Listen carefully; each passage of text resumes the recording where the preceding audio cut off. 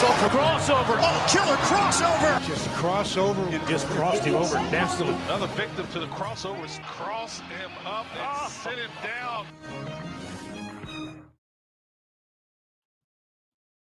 The crossover is powered by Everlow Concrete Repair in Omaha at everlowconcrete.com. What? I almost stole that from you. I was going to dive in there. The crossovers. Mix it up. Hello, everybody. I know. Why I didn't. Josh had a comment. Josh makes comments sometimes. Josh wanted to save it for the air. You know what? They should call Josh's show Off-Color Commentary with Josh Hodson. I've specifically been told not to make those comments anymore. Josh, do a podcast. Oh, okay. Bring back Chicken Nick. Chicken Nick had off-color commentary. I think that's already back. It is already back? Yeah. But is it back in the true form or is it back into the podcast form? Well, I mean, podcast is radio, right? Yeah. Podcast is radio. Podcast is that's what they're telling the young students now. Yeah. Radio is podcast. Podcast is radio. Yeah. We got no net here. No second take. No, we can swear like McAfee and ESPN. Are they really going back and editing podcasts these days, or do you just kind of rip it and post it? The bad ones do. Okay. When you can swear? Well, like, remember when podcasts used to be I swore yesterday on a podcast. Podcasts were probably closer to books than they were radio shows back in the day. And now it's just like, I'm going to get this microphone and I'm going to start talking it. Everybody has a podcast. Everybody's got a podcast. Yeah. You can't stop them. Well, I think that podcast might be over. Is it over? No, it's still going on because of her crypto. Well, just what happens when your host goes to jail? She ain't going to go to jail. She made a mistake. She didn't know. She had bad people around her. Gary Sharp, advocate for Hawk Tua. He has been for a long time. Your Honor, my client did not know what they were doing. Okay, they were just talking to all their fans in order to make them more money. All right, big haircut. What's going on over there? How much you like it, man? You got show hair. Yeah. Gary didn't say a word about it. Wow. Didn't say one word. Why would you not? Why would you not? When I walked in before the show, I said, oh, you got a haircut. And then I said, how much that cost? Like very derogatory, very like, oh, how much did that cost? Like as in it was a bad haircut. What'd you pay for a haircut? $50. That's good. That's enough. 50. It was. I'd clip you up for 10. It was for nope. I've seen your hair. I'm good. Wow, I do a good job. yeah. You can't have like a lone speck of hair on Connor's head. I know. I haven't raised. You got a good beard. Thank you. Now, are you going to do just for men with redheads, or do you like the gray coming down the middle? I've never thought about it. Never considered it. I think you should. You think I should put red dye in my red beard? Yes. Interesting. I think it would be the red wave. I don't like that name. I think the white makes it look a little distinguished at times. At times. Like you've seen some stuff. Yeah. Like you've been around the block. I have. How do you think you know ball at this level if you don't have some white in your beard? Do you trim every day? How often do you trim in your beard? No. Only when I am stepping out. How often do you layer your beard? Do you layer? Because you kind of got layers here. Yeah, I got every once in a while I go to my barber. How many years do you think it took for you to get to like your manicuring part, like your expert manicuring of your beard? It's more in days and months. Yeah. It doesn't take long. You figure it out. You figure it out. You have to do beard oil? Yeah. Yeah. You have to. Yeah. No.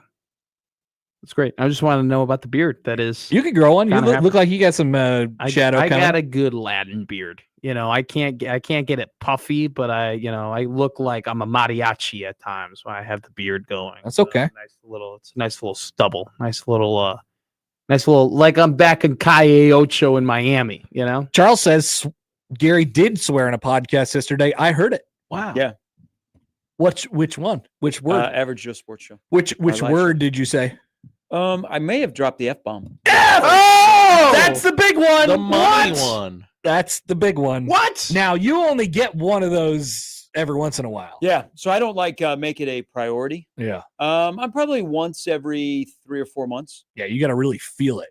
Yeah. When one of those comes down the pipe. We got into a good discussion, and I just, in the natural discussion, I went my Uncle Floyd, who turned the F word into a verb, adjective, noun. You could do a lot with it, certainly. Yeah. And what were you fired up about? We were discussing Nebraska ball? Yes, because we were on the air at Who is between good? 11 and 11:30 when it was live. Oh, great. Oh, Lord. Yeah, and I think that was after somebody had dribbled into a crowd. And they didn't bring the I ball like the with them. one. What was your favorite turnover of Saturday? I like the one where Juwan Gary had it, and he was kind of at the free throw line, and then he just dribbled, and it was like the ball was a football, and it just dribbled the wrong way back up to him, and the guys around him were like, "Okay, I think I'll take this." I think my favorite one was the Sam Hoiberg one where he just stolen the ball recently, and then he Gave went it right and he back. just gave it right back. That was fine because it was like I think whoever was on the call was like, Nebraska finally gets a turnover. And then literally 8 seconds later, Purdue's running back down with the ball. So It was not good. It's a tough watch. But it does bring up an age-old question for the Connor Happer show. Is 36-40? Oh. Is 36-40? No. Is it 39 is Oh. 40? We've talked about that before. Huh. But I don't think 36 is 40. No, I no. think 36 is over. 30 is in the 36. 30s. Got beat by 30. Okay. No, oh no, No, it wasn't no. 30. 36 No. is not 30. I think the proper terminology will be Like like 36 in 3 weeks from now. Like they went to Mackey and they lost by what? Over 35 points? 36 is actually 35. Yeah. It's over 35. 36 is 35. That's a better way to put it. There, you'll be on the air. You go, what are they? 35, 36, whatever it was. I mean, they got killed. 36. Yeah. So 35 when, to 36. so when Nebraska lost by 59 to Ohio State, Yeah. what did they lose by? They 6. they got lost, pounded. They lost by 6. Sorry. No, you don't even. That's past the point you say the word. They lost by You don't even It's like- say it was bad. Dude, they got rocked. I mean, they Yeah. got boat raced. Whatever adjective you want to You're use probably to right. describe. You're probably right, because once it gets over 50, you start getting really specific think- with your numbers. You're yeah. like, yeah, that actually is 59. Yeah. That's- I think once you get past 40 is when you supersede, unless it's 50, unless it's exactly 50. Yeah. It supersedes numbers at that point. You're just like, they just got throttled. Okay, of your favorite team, what are you more likely to remember to a point? Exactly. A 17-14 game or like 56-7? Like if the Indiana, the bad oh, the bad one. if the the bad Indiana ones. game this year was like 31-17, Wouldn't remember. 56-7? Absolutely. There are so many. Like what was the final of the Nebraska Ohio State game? This year? 21-17. Yeah, But I'm a 21-17. sicko, so. No, 21-17. Hey. But like I will remember the good blowouts as well. Like what was the score of Colorado?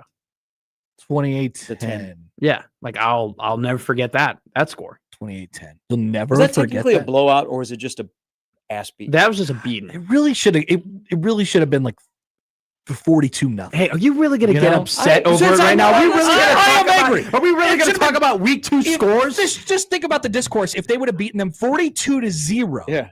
What if they would have scored in the second half? They won the game. They Just didn't be score in the happy. second half. Yeah, but They they don't didn't do do that a lot anymore. I wanted 42-0. I won 42-0, and I think it would have been great for right now if they would have made it 42. I Hey, think I the lost fact a bet. that it was I- 28-10 took away from the second half in the stadium. I think the did. fact. I It, think it no, absolutely did. no. It wasn't as much of a party as it should have been. Wait, We didn't have much couldn't agree anger more. running on the field But after the it game. wasn't necessarily about like Nebraska playing bad in the fourth quarter. It was just all the flags. There's just so many flags and so many pauses of play and so Oh, many yeah. stoppages. And it was like by the time you got out, you're like, oh my God, this was a 4-hour game. And then like you're exhausted and you're like, all right, I guess we're going to Sandy's. You know? That's not what I Like- said. but- and then everyone's there and they're sitting around. You got 3 Elk River pitchers, Elk Creek Creek. water. Elk Creek water pitchers in front of you. Elk River? Elk River. I Did you forget choose his- in Lincoln, bro? I was there. I was at Sandy's 2 days ago. You got 3 pitchers. Everyone's Dude, what exhausted. are you doing Nobody- at Sandy's? What do you mean? I'm still I've been to college Sandy's age. in a decade. I love Sandy. Sandy's is the place. That's the bar, man. Is it now? Brothers to Sandy's to Iggy's to bar the bar. That was my path. That's what I always did. That sounds familiar. That's That always last one is a trouble. Yeah. they There's a lot of trouble at that yeah. one. Well, so I called it, sometimes like people would be ahead of me, like I would be catching up to them, like they would already be leaving Brothers or whatever, and like, going to the different spots when I was showing up. So I called it, I go, I'm going to cut the head off the snake. And I went from Sandy straight to the bar Wow. before people started even going to the bar. What a move. And I would just be there for 3 hours and it would never end well. Never. Standing by the bar, putting out the vibe. They ended up, they stopped See Mud if you can Club get your at picture Brothers. on the wall. Oh, yeah. They stopped Mud Club at Brothers. I watched- no more $2 doubles. It's a travesty. I That's what watched Josh and I would go to. Nebraska drive to ball Lincoln. in the 2014 NCAA tournament at the bar. Yeah. When they got smoked by Baylor and Tim Miles got thrown out of the basketball game. I watched that at watched- the bar. That was because the Creighton game was on like pretty much right before, and I was the only person in there, and they were like, "What are you doing?" I watched Colorado State take on Colorado first year of Dion and the Buffs. That overtime win right at the bar. Wow. There was one when Northwestern beat Nebraska in Ireland. There was a whole planned out. There was a whole planned out day. Hey, we're gonna watch the game here. We're gonna drink here. We're gonna tailgate here. We're gonna do this here, right? Well, then Nebraska lost, and everybody was so mad about it that they go, screw the plan, screw everything. Everyone went to the bar, and we were at the bar from 3 p.m. to 2 a.m. That was definitely a day ruiner. Sure. That was such a day ruiner. There have been some day ruiners. That was a day ruiner for sure. I agree. That was a bad one. I agree. So watching a lot of football over the weekend, like we all did. Mhm. You watched a lot of the commercials. Mhm. I have a question. Did you ever want a Hummer? Oh yeah, definitely. Do you think you Anybody you actually using the crab walk feature on that So thing? okay, this is my question. Are there more Hummers on that television commercial than actually are on the road? Yeah. When was the last time there's you no saw Hummers. a Hummer on the road that was not a military vehicle? Well, did we get rid of ours? Yes. Yes. Sad. That was the last time I saw a Hummer. When you came to work that one. Sitting in our parking lot. Wow, where did it go? And the next thing, it was gone. But that commercial airs all the time, and you're right. Do you use the crab feature? I don't. Okay, I will plead ignorance. Everyone can make fun of me. I don't know in what scenario you would use that feature. I just had to look up what a Hummer was. That makes sense, actually. Like, Careful. how do you Google that? I go Hummer car. And That's went to- better. Yeah, Okay. smart. That's better. and went to Smart. images. Yeah, I knew that there probably was something that didn't want on my personal computer, so I made sure that so it's just It's just a big tank meets Jeep. So, do you know about the term gas guzzler? I have a gas guzzler. Oh, okay. I Yeah. have. Well, people used to say gas guzzler all the time, here's the not thing. so much anymore. I have the modern day 2024 gas guzzler because I know real gas guzzlers were like 6, 7, 8 miles per What's gallon. a gas guzzler now? I have 15 miles per gallon on my car. What is it? What's your car? I own a Mercedes GLE 350. He did not want to tell us that.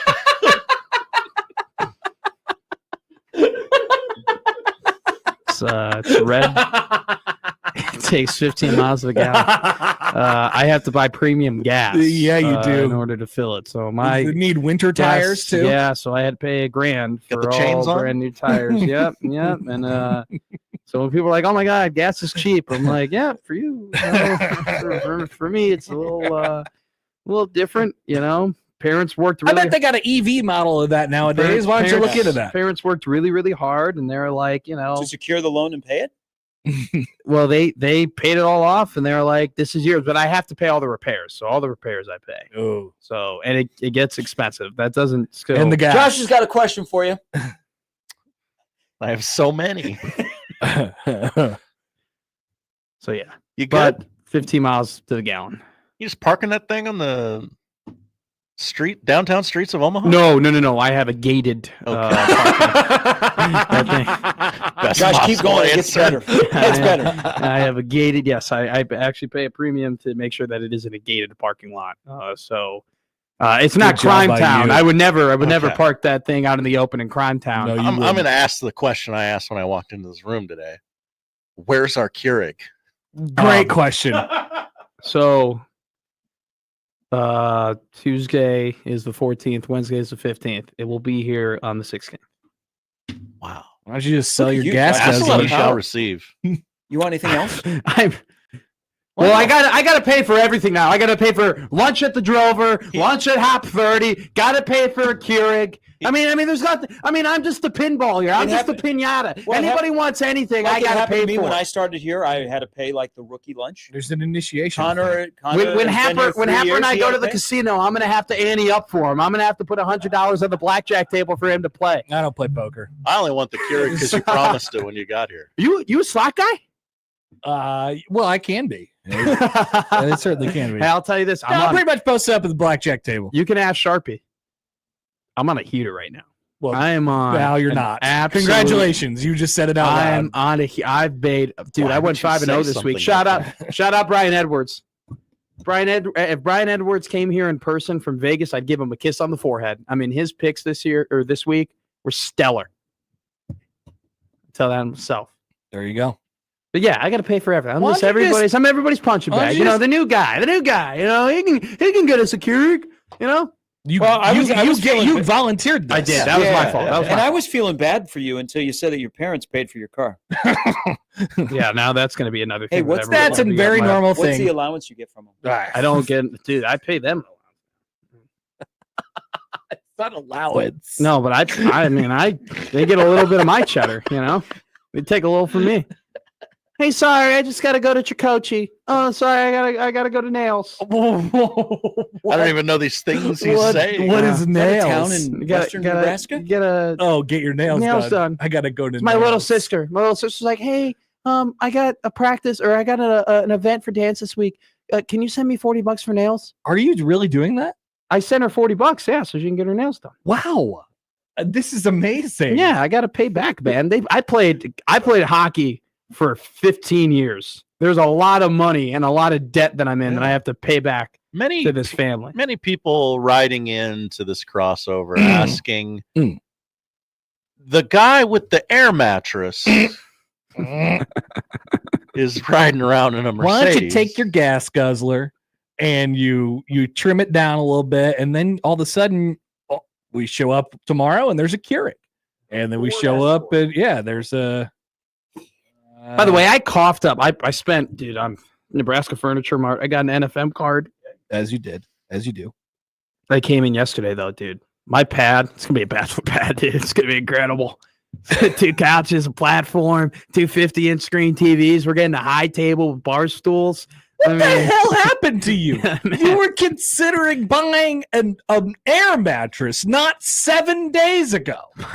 Money got to me. I learned the value of a Benjamin, Mr. Happer. for the record, I think you know the answer to this question, but I am going to ask it just in case. You know you have to pay that back, right? No, yeah. No, I know. I know that it's not free. But it is 18 months interest. It is free. 18 months interest free. So I got a lot of time. Right. Let's keep that balance right. Right. Sometimes life comes at you pretty fast. My first month of rent too is free with the so I'm saving up. Whoa. Yeah. How did you get that deal? I got a magical mouth. So What back the to that, how hell? this conversation started. Yeah, he got a haircut. Oh no, the Hummer. Oh, nice. Good one. Good one. That was a good one. Yeah, so Hummers, was that like popular back in your guys' day or what was that? Hummers in the 90s? With a certain segment of the populace, yes. Was this like a hippie Hummer era No, or was this It was. Everybody was having a Hummer. Yep. everyone was getting a Hummer? Yep. And then Everyone gas was prices went receiving- up and Everybody got, was receiving Hummers. I blame Katrina. What type of a statement was that? Well, hear him What- out. What did that natural There's no disaster reasoning have to do behind with? it. Yeah, what's your reason? It destroyed the offshore oil rigs, and all of a sudden our gas jumped up $1.50, hovering near $4. It went from $2 to $4 overnight. And then so Hummers, Never came back down. everyone stopped receiving Hummers. There was no more Hummers. no more Hummers. Except for LeBron. Changes Any more America. questions about things that happened in 2005? LeBron still gets Hummers. The White Sox won the World Series. Yeah, and the Bears did go to the playoffs the next year. That season. That's how you know how different things were. Yeah, the Bears and Sox were good. That'll never happen again. I'm betting the under. 49.5. I'm taking the under.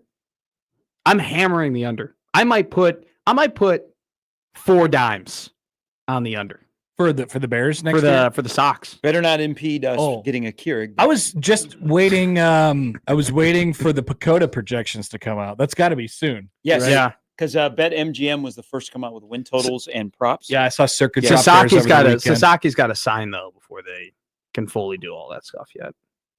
Well, they're not going to get him. You don't know that.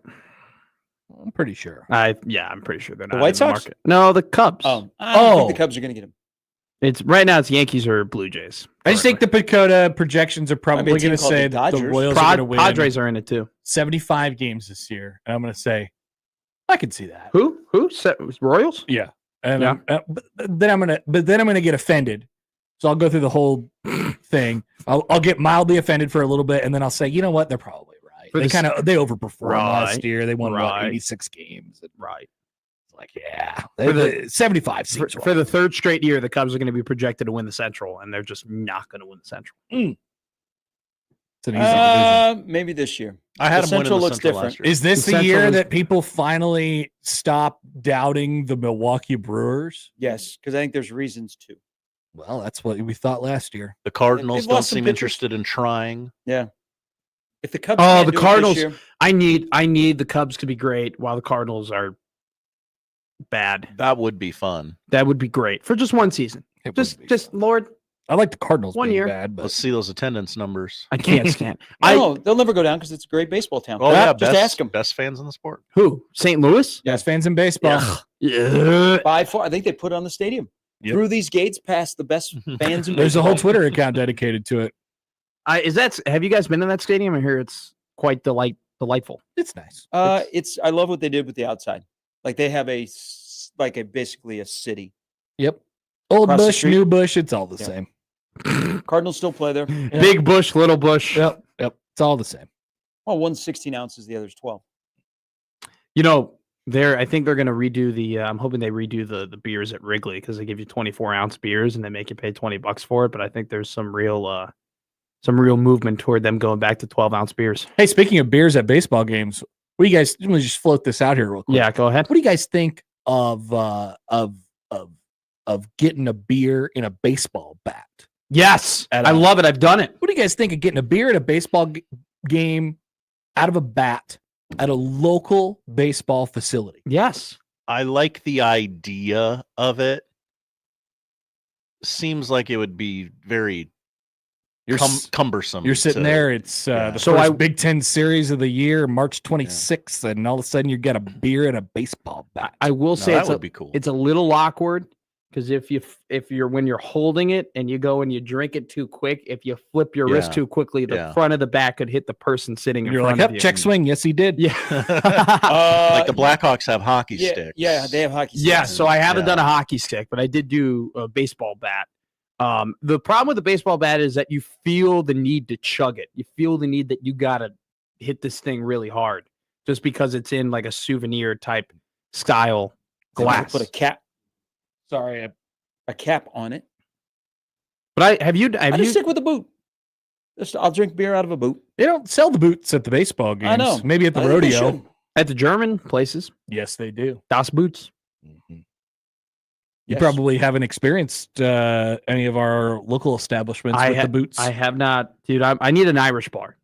That's the first thing I need. Plenty of those. Yeah, we First got those. establishment, I need Plenty an of Irish those. bar. Second bar that I need is a dart bar. Okay. Oh, a dart bar. I need a bar that I can go, and I'm not talking about You want plastic to be like that darts. one British guy. I want it. Luke Littler. They're both on a 9. What's- They're both on a 9. What's the guy's name? No, he's huge. Luke Littler. No, he's like this big guy. Yeah, it's Luke Littler. Luke. Luke Littler. That's the most incredible leg of No, darts I've ever seen. not this guy. Not Not that Littler? guy. He's way worse looking than him. Mike something. There's another one. Yeah. Mike. Stephen Bunting. That's the guy. Look at this guy, Stephen Bunting. Oh yes, he's yeah. He's got the electric walkout. Goat. Yeah, we got So those. I need an Irish bar. I need a cork dart bar, and then I need like a fun dance type bar. I Need those don't three have you bars. covered there with the fun. But I need dance. Irish and dart.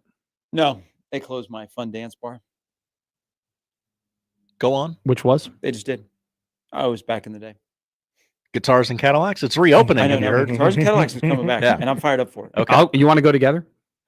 Guitars and Cadillacs. I was talking to you, Gary. I'm No. looking at you. I got that part taken care of. I don't need you. Okay. All right. Well, you guys. I You know want to you be a though. wingman Hey, for a I was young about to say man? I need you. I can't do Hey. anything unless I got you right behind me. You know Gary what? playing Have You Met Matt at Guitars and Cadillacs? No. You know what? That's in your hockey world. I like being a defenseman because you just have one partner. I don't like being a centerman where you have to deal with the left and right winger. Too many assists to be. But it's only dishing me. out. We are deep partners. You can be the Seabrook to my Keith. How about that? You can be the Kunitz to my It's a reference. That was a bad one. Those are hockey players. Those are Connor. hockey players. Thank you. I will go ahead and be Letang. So And yeah. And I will take my Miss Gensel. Thank you. Attaboy. That was a good one. Why can't you be the Kessel to my Crosby? Why can't you be that? You know what? Because I just like Sid the Kid by himself. Sometimes what was my piece of advice last week to you? Connor is sitting like I sit when they talk about 70s and 80s Nebraska football. just I know about Sidney Crosby. That's a guy. Sidney and Ovi, right? Oh, I can't definitely. believe They weren't on the same team. Jake No. Gunsel. Oh yeah, Gensel's he awesome. already mentioned him. Yeah, Gensel's sick. Oh, he's an Omaha guy. I forgot that. he is. Mavs, Maverick Mojo. Why fight it? My buddies have skated with him before Big over sweep at Baxter. of, the Tigers this weekend. Yeah. And I've drank. Usually when Jake comes back to Omaha, he is Jake Gensel. That's hockey. Yeah. That's hockey for you. I love him. Hockey Dude, dude. that guy. Is He has so good. he has a hockey pop or two or three. Do you know or what we four call or it? five. Do you know what Gensel? Nasty. Nasty. You know what they call Nasty. Josh? Same. Different reasons. You guys have a great afternoon. Enjoy whatever. It's You always guys great doing a crossover. You guys hang out without all day sending together, Happer. right? All right. We hold hands. That's the crossover powered by Everlevel Concrete Repair in Omaha at everlevelconcrete.com. It's Monday. We'll start things off next.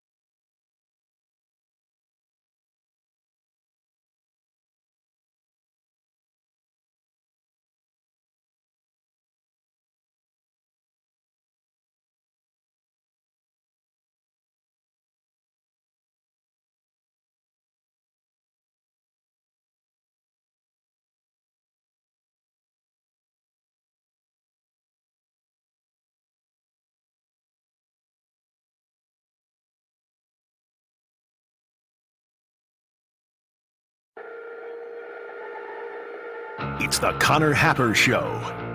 Are we sure we want to do this? Could you, make an announcement that we're ready? It's the Connor Happer Show on 1620, The Zone. All right, welcome in. Happy Monday. You're in the Connor Happer Show on 1620 The Zone and on 1620thezone.com. Connor Happer and Josh Odson with you. Mondays. Every time I say Mondays, I think of that Will Ferrell skit from SNL where he's the devil and he writes those songs for Garth Brooks. Oh, yeah. That's one of my favorite SNL skits of all time.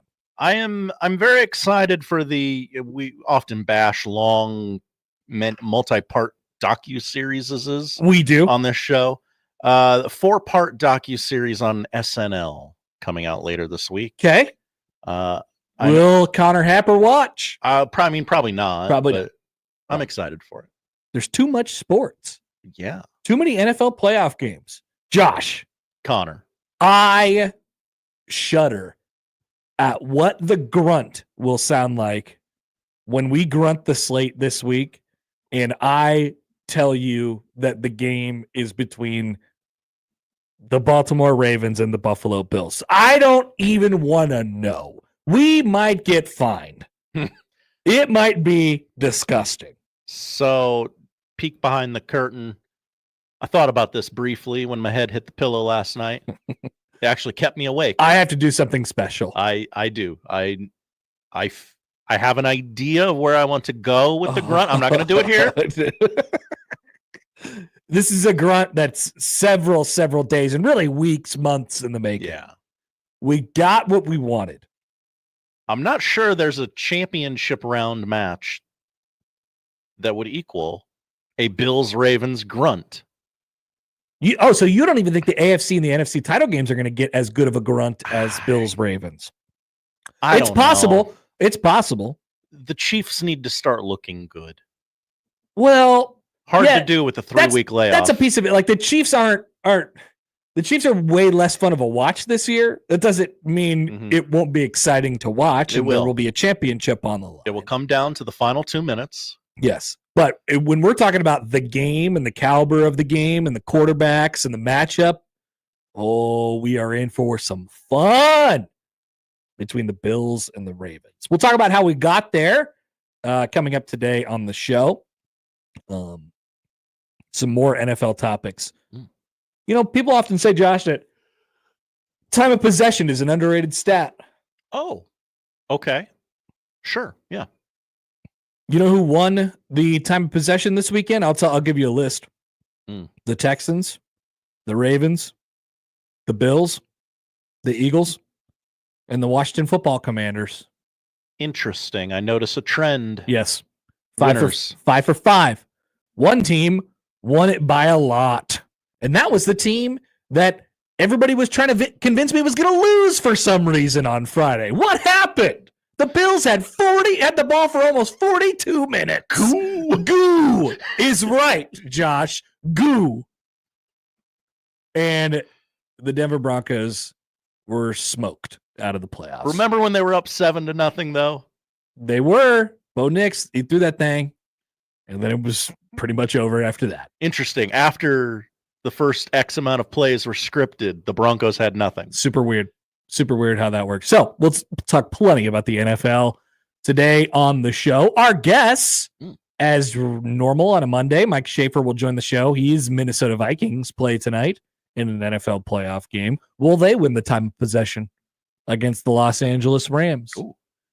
Sam McKewon will join us at 1. That's the lineup powered by the Rooferees at John Higgins Weather Guard. We'd love to hear from you all today. 402-951-1620 on the 42 Degrees of Source hotline. You could call on the hotline. You could call or text that number. Dang it! First time I've screwed up on the hotline. I thought you covered very nicely. I thought you could have gotten away with it if you chose to. Honestly, it was thoughtless. It just went straight through. On the hotline, 402-951-1620. You can call or text that number. Tweet at Happer Show at Connor Happer on the JTech Construction Zone Twitter feed. Email Connor Josh Show at 1620thezone.com on the Equitable Bank Zone inbox. We say good morning to the YouTube streamers who were frankly amazed by young Matt McMaster and the things that he said on this morning's crossover? I'll plead ignorant. I didn't know a lot of those things that he said. If the audience did, I'm sorry that I'm late to the party. How about I have a magical mouth? Did you know that? Didn't know that. As a quote, not from me, but from our dear young friend, Mr. Matt. I didn't know what kind of car he drove. I didn't either. We learn a lot about each other. Yeah. We're getting into it now. It's the point of the crossover. It's the real nitty gritty. Elsewhere today, wonder what Josh will have to say about Nebraska basketball from their result. Oh, I've got some opinions. Are you even going to try and fake it anymore? Are you even going to try and say Nebraska ball is good? I will. When we get there, we will. I'll tell, because it's a nuanced opinion, Connor. I'm not sure you'd get it. Well, people don't like nuance. We don't really see that. All right, so I'm looking forward to Josh's opinion on Nebraska basketball. Creighton, meanwhile, goes to Hinkle and wins, and Ryan Kalkbrenner and Stephen Ashworth can't stop puking.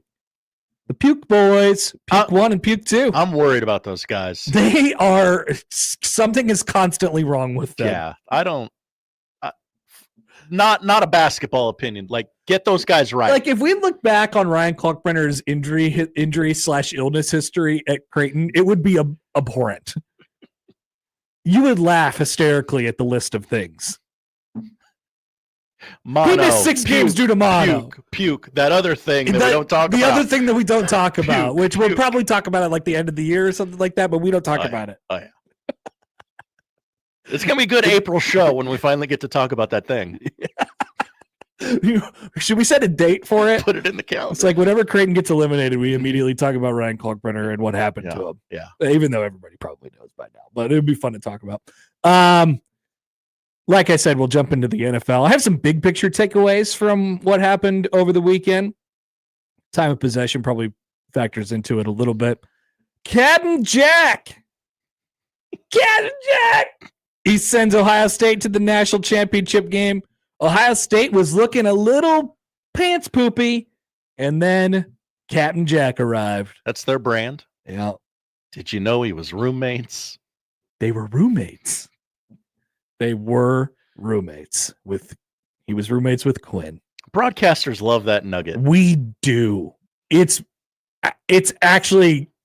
too much. Yeah. Do we have to say that they were roommates every time a play happened? Every time they are on the field at the same time? Yeah. We'll take a peek at Coach Prime. See what he's up to. I have a nugget for you about Nebraska football's roster that you might not. Yeah. Well, here's the thing you're about to realize about Nebraska football. They're kind of on a break.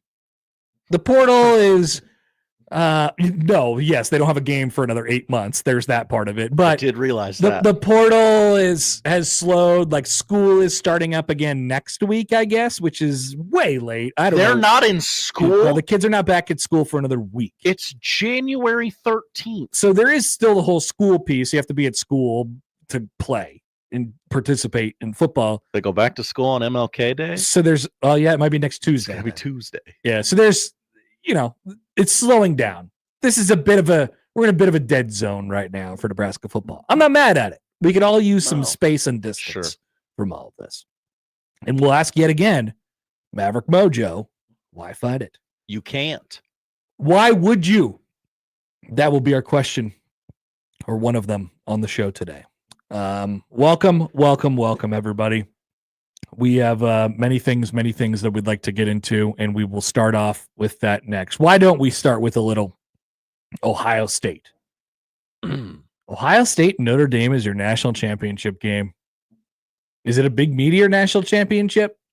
I don't know. You listen to most people these days, and they're like, I love Notre Dame. Notre Dame is my favorite. Then explain this graphic, Connor. Oh, we have a graphic? Big meteor national championship.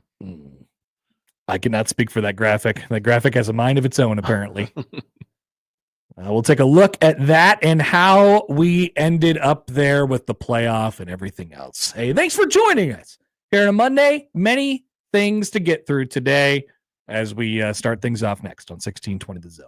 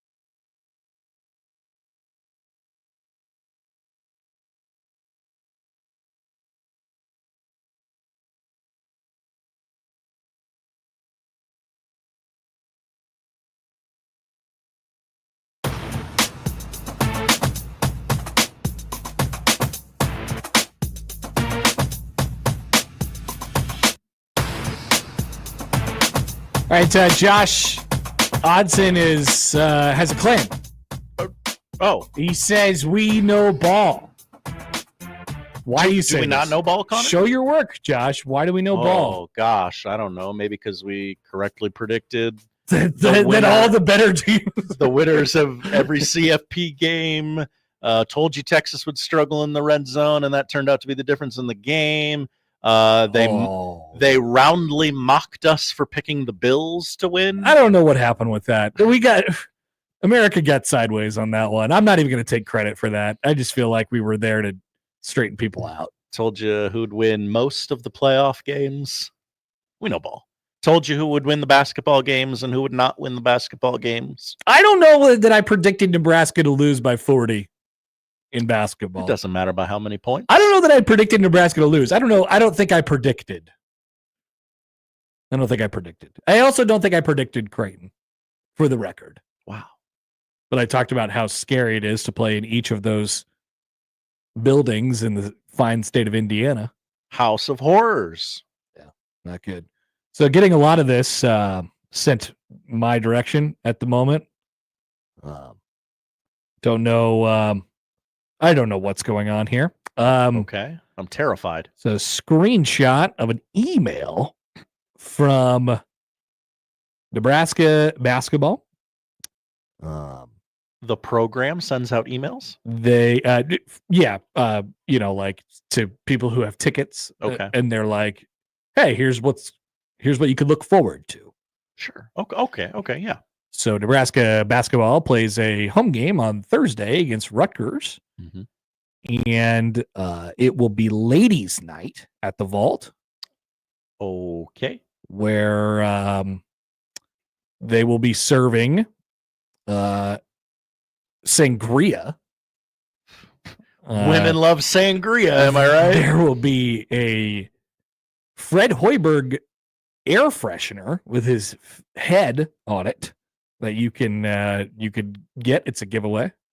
And a t-shirt will be for sale that says, "Our coach, who art in heaven, is better looking than your coach." Oh, okay. And that'll be the celebration on Thursday.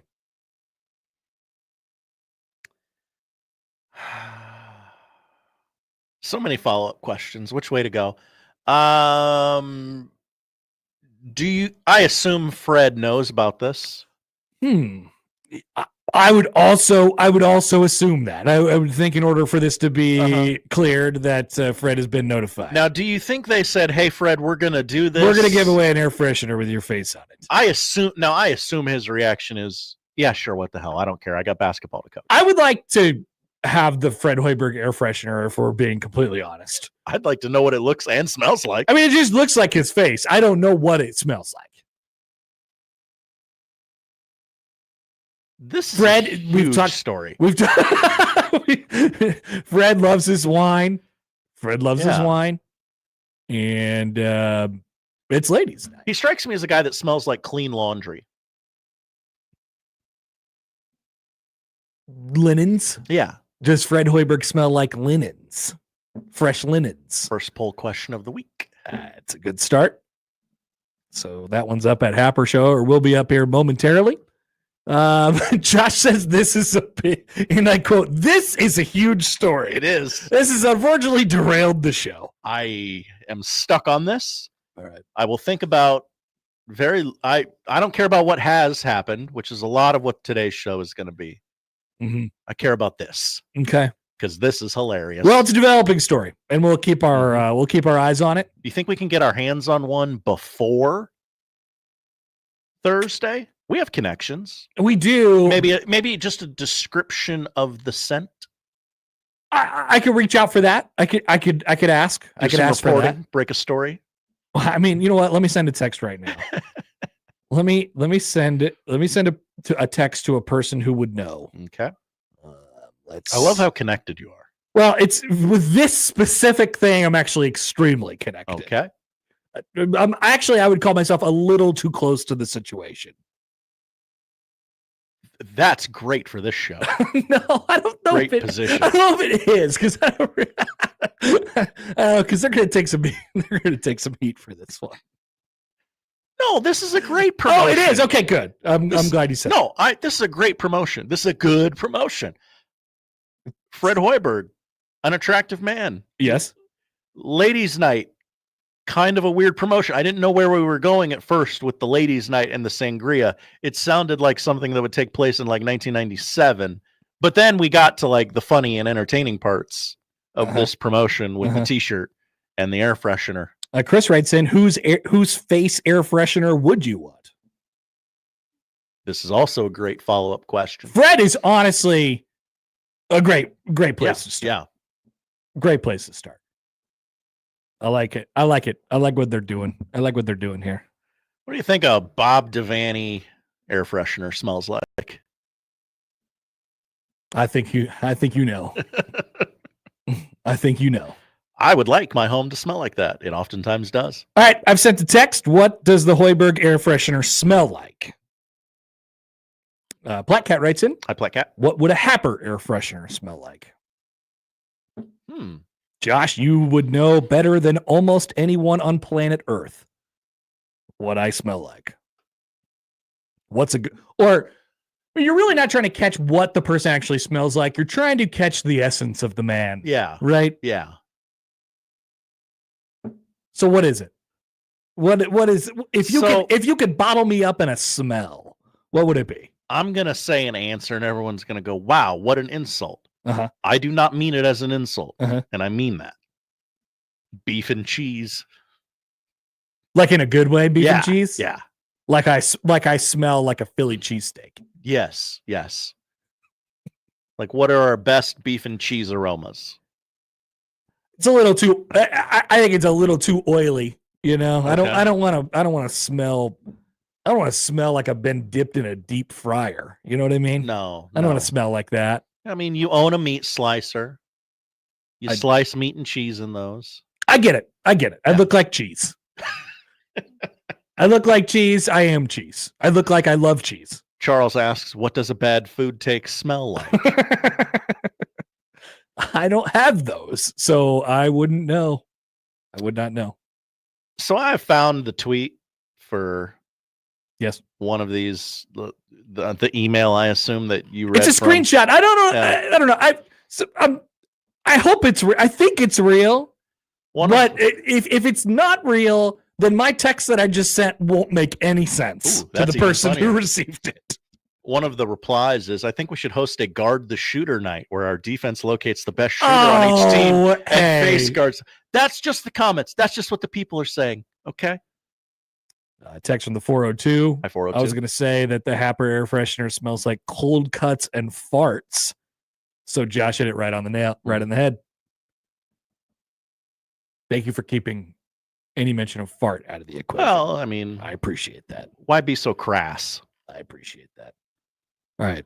People think I don't have a filter. I do have a filter. This is a developing story that we will be following. We will revisit it often this week. I will let you know when I receive a text back. Let's go to Ohio State Friday night, which does feel like it was an eternity ago. It really does. I'm not sure why the weekends feel like that these days. There's been 100 football games since, and they were all important. So Ohio State is looking a little, what's going to happen here? They get the big play. I mean, really, you could boil it down to a couple big plays in the game. The Travion Henderson screen before half that got Ohio State up 14-7 going in the locker room. I mean, they got up right away, and it looked like it was going to be one of those, oh boy, they're a steamroller, watch out. And then Texas just hung in there until the screen, and then all the way until Texas got down to the red zone with an opportunity to tie the game with just a couple minutes left.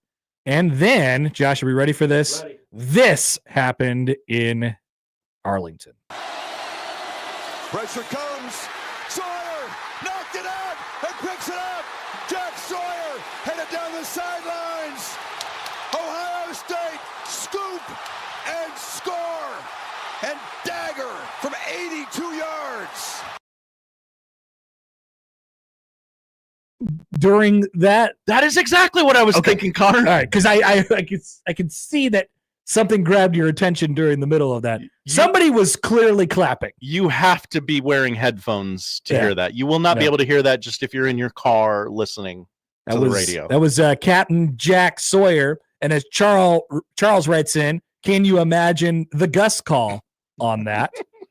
By the way, I have received a response on the what does Fred Hoiberg air freshener smell like? We'll get to that. That was quick. Stick with me for 2 minutes.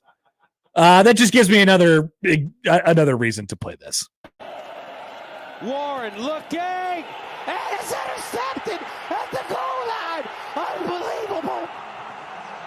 Wow, Jack Sawyer, the hero, Captain Jack. That's right. They lost that game. They lost the game. They lost that They game. thought they were going to win. They did not. I was cackling Friday night in my house. My child had long gone to bed. My wife was very confused. I said, honey, that's Captain Jack. Everybody was just shouting, Captain Jack. That's how you know the call was epic from Gus Johnson. No, I could not imagine Gus Johnson on that call. I think he would have died. I think he would have fallen out of the press box. I don't wish that on that man. man. I want him to stay alive. Mm-hmm. I do not want that. So what a great play by him to force it out and then to run down the sideline and after the game making fun of his dear friend Will Howard, who was, a person who was present in the game, saying, at least I didn't fall down and biff it like he did. They don't like their quarterback. That's the joke. That's why it's funny. And then I'm sorry, you were probably going to say this. Quinn told him after the game to like piss off or something. Yeah, I forget the phrasing he used, but it was incredible. No, screw you. It was screw you. I absolutely love to see Texas lose that way. Second and goal. Let's just run this toss play that stretches out to the sideline. Horrendous idea. And in the process, a man becomes a legend. Yep. Captain Jack, ladies and gentlemen. So Ohio State's going to the national championship game, and that will be next Monday. The 20th. The 20th of January. MLK Day in Atlanta. Very normal day. Very normal day. All right. So I can report that the Fred Hoiberg air freshener has the scent of black ice.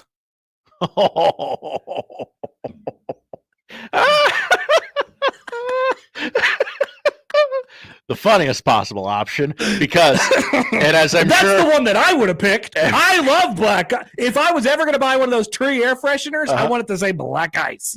You look at Fred Hoiberg and you think black ice. That's right. Also, every dirtbag in high school had the black ice air freshener. I don't think I've ever bought an air freshener. But if I was, it would be black ice. Ladies, if you're in a car with a man that has a black ice air freshener, get out immediately. And now you can have a Fred Hoiberg air freshener that just smells like black ice, but you can't tell that it's black ice. And you're like, what's that smell? It smells so familiar. It's black ice. We report the news to you all here. We're working for you. That's what we're doing here at 1620 The Zone. We're back after this. Let's talk about the NFL on 1620 The Zone.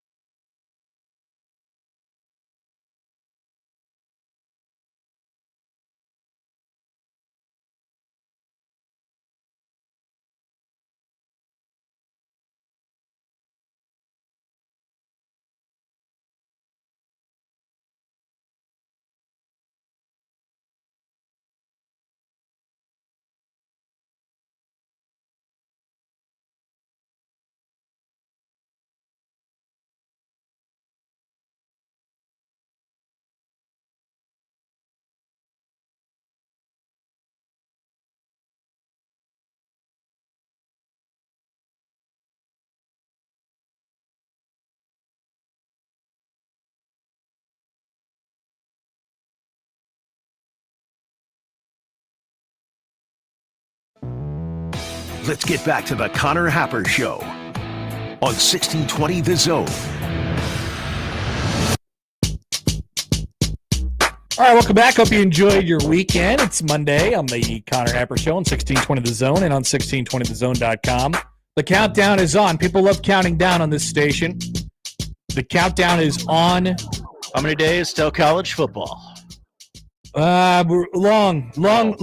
Countdown's not on for that. Okay. Countdown's on for college baseball, Josh. Baseball. Yes, that is exactly right. I'm glad you said it in that way because today we learned that the Huskers are number 24 in the D1 baseball preseason top 25. Big Ten teams winning the CWS, right? That is what some people are saying. That's what that guy said. Oregon is also in the Big Ten. Oh. People forget about that. That's right. They are rated number 12.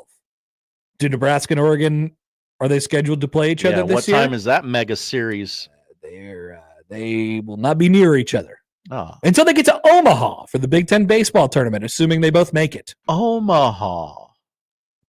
But congrats to the Big Ten, the reigning Big Ten tournament champions who are number 24 in the preseason poll. And were eliminated by a slew of Jack Caglione dongs last year. A lot of people were. People forget. A lot of people were. That is true.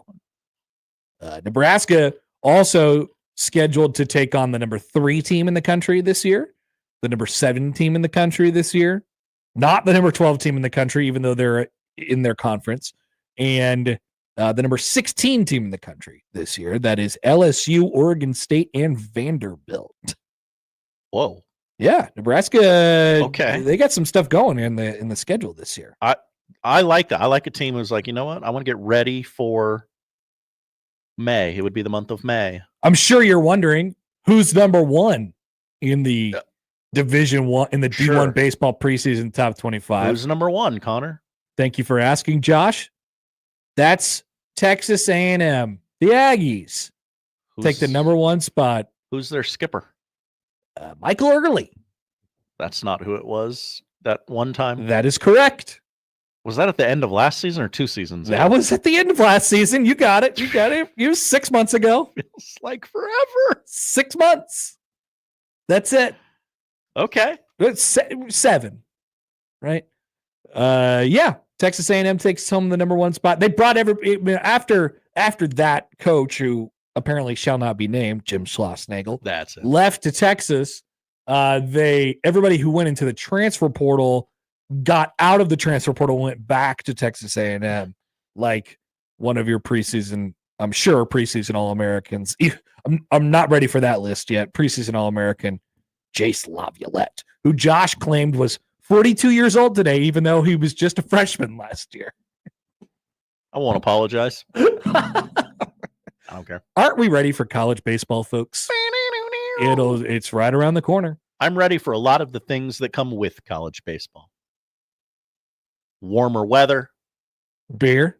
You could have beer in the off season. Yeah, it's a different beer, though. That's true. It's so cold out. You know what comes with college baseball? Mount Happer. Oh, yes. Has not even been born yet. No. Has not even made an appearance yet. Love that. And so we're, a month away now from college baseball starting in warmer areas of the country. And then, about 3 weeks after that, everybody will descend upon the brown fields of Omaha and Lincoln. Or the green one, that's turf at UNO. Something about those Mavs right now. They're cooking. Nebraska softball. Yes. Gets underway in 3 weeks. They are also rated in the D1 softball preseason top 25, I believe. That makes sense. Number 21. People forget about Jordy Ball. Hopefully she can make it longer than 2 innings this year. That sucked. Yeah. That was low key actually one of the worst moments of the. I can't believe that happened. Just what are the odds? She didn't even pitch in American soil. That was what I said. So I bumped into her at a Storm Chasers game this summer, and we were just sitting down. And I was like, "Can you believe that?" that was basically my conversation starter. It's like, "Can you believe that happened?" She was like, "No, that was crazy. That was unbelievable." All the hype and all this. I mean, remember Nebraska was supposed to be this. They were going to upgrade the seating there because they were going to sell out every game by like all that stuff. And they didn't even make it past the first game before she had a season-ending injury. We need bigger buildings because of the Jordy Ball effect. We cannot just play at our regular stadium. What other large stadiums can we play at? It doesn't matter. One NFL thing before we get to the other NFL things. This is from Adam Schefter. Mm-hmm. Oh, yeah, you're going to want this. Hold on. Shefty, what's cooking this morning? What's going on? Mike McCarthy is not expected to return to Dallas. It is now set to become a free agent. Josh Peterson's long national nightmare is over. I think you just mean jobless. Yeah. I think he got fired. I'm going to start calling myself that. I'm a free agent. You got fired. Why are they not saying that?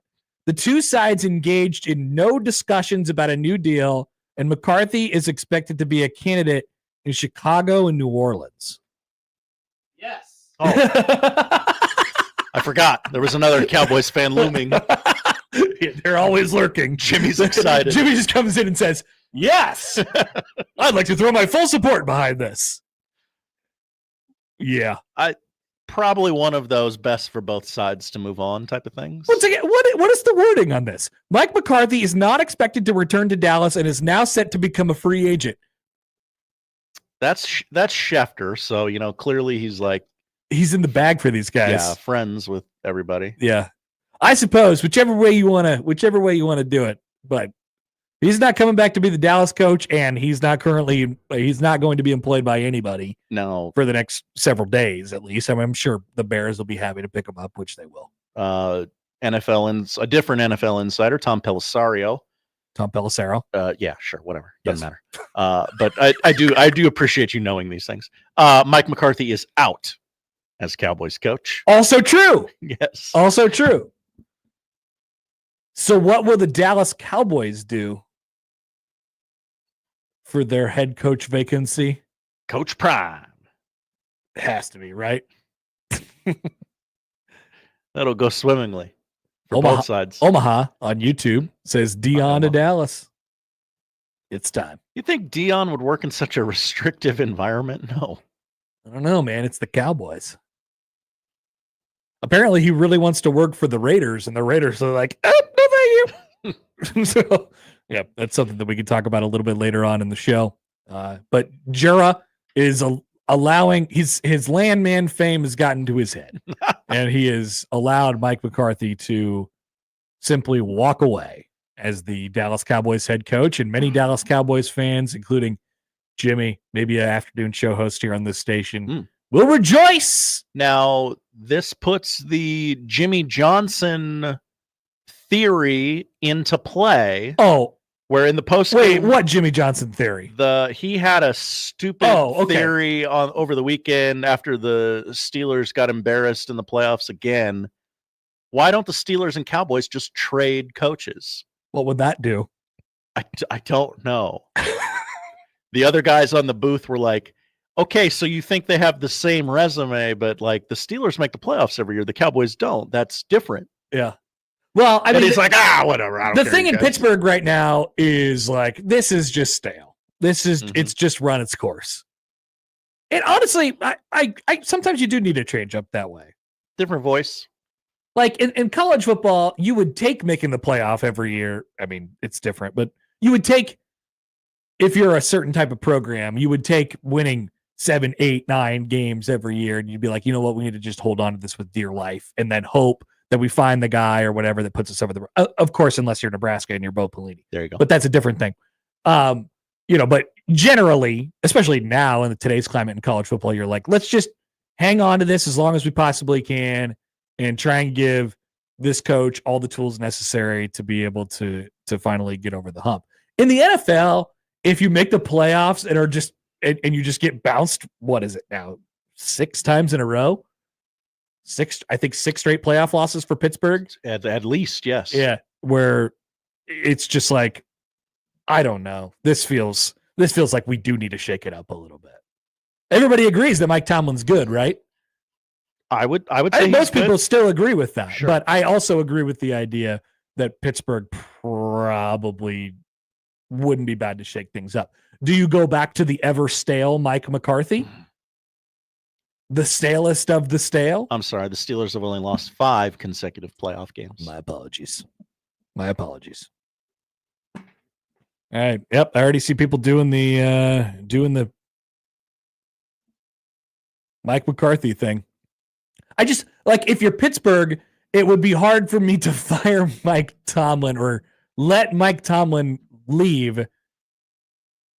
And you're kicking him out to bring in Mike McCarthy. Hey guys, Mike McCarthy. He's basically just the same thing We're the organization with less aura. Yeah. Is Mike McCarthy just Mike Tomlin with less aura? Okay, we'll get that up on the poll. That's a very sportsy poll question, but I like it. We're the organization that doesn't turn our coach over. We keep the same coach all the time. We're going to kick Mike Tomlin out of the nest and bring in Mike McCarthy. Questionable. It may indeed be what happens, though. Maybe the Bears will have something to say about that. And then there all of a sudden will be a bidding war for Mike McCarthy. I mean, Matt was... If you're the Bears, do you want Mike Tomlin or Mike McCarthy? Yeah. Matt in that chair. He was super excited about McCarthy. Yeah, he was like, I'll sign up for that right now. Your last coach was Eberflus. So I guess that makes sense. Is Mike McCarthy just Mike Tomlin with less aura? Kind of. Yeah, I guess is that how we wanted it? Yeah, I guess so. I mean, it's not true. Mike McCarthy is worse, right? But yes, that's how we want the poll question. Okay. That is up at Happer Show. Okay. Please vote. It's very important to us. Very. All right, to the NFL this past weekend. I don't feel like we need to take a victory lap for saying the things that we said about the Bills and how they were going to smash the Denver Broncos this weekend. I really don't. I don't know. I'm usually all for victory laps, but in this case, I don't feel as if it's necessary, and I feel as if it's piling on. Why? Why did that happen? They told me to bookmark all the things we said on Friday. Okay, we did. Yeah, they did. You guys are going to look really stupid when you said no, we weren't.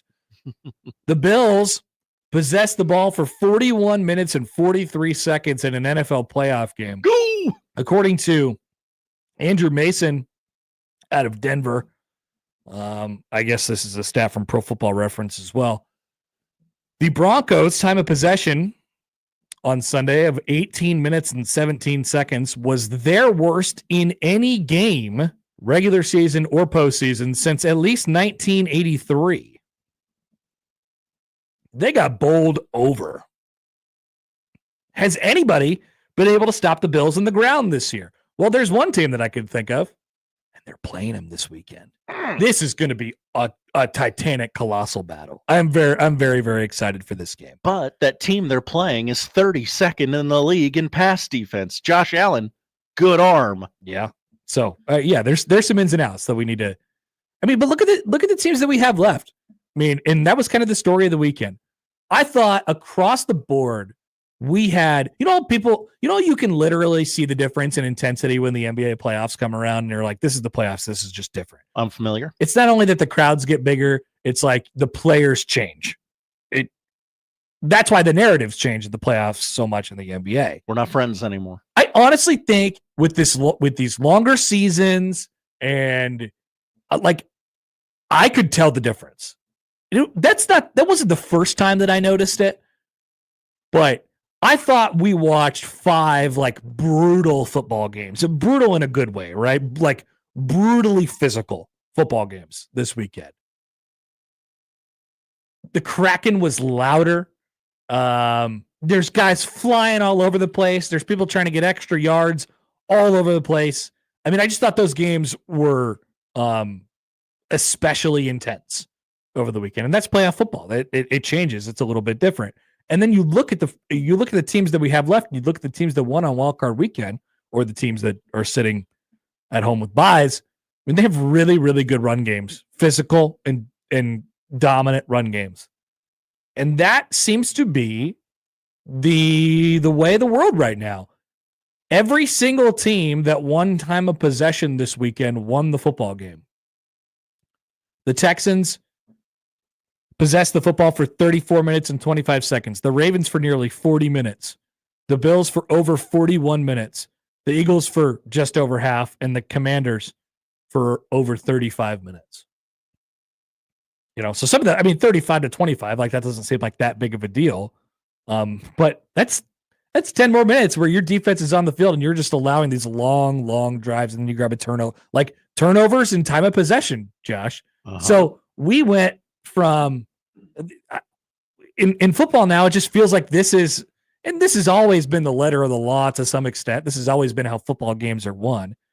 Nobody's reinventing the wheel here. But it does feel like we go through these kind of eras and these swings in football where it's like, all right, who has the best quarterback and who has the best, the most explosive offense, and can you score in 10 seconds? And like that is obviously still going to be a factor when you get in the real nitty-gritty and the margins become even tighter when we get down to the Final Four, when we're in the Final 8 next weekend.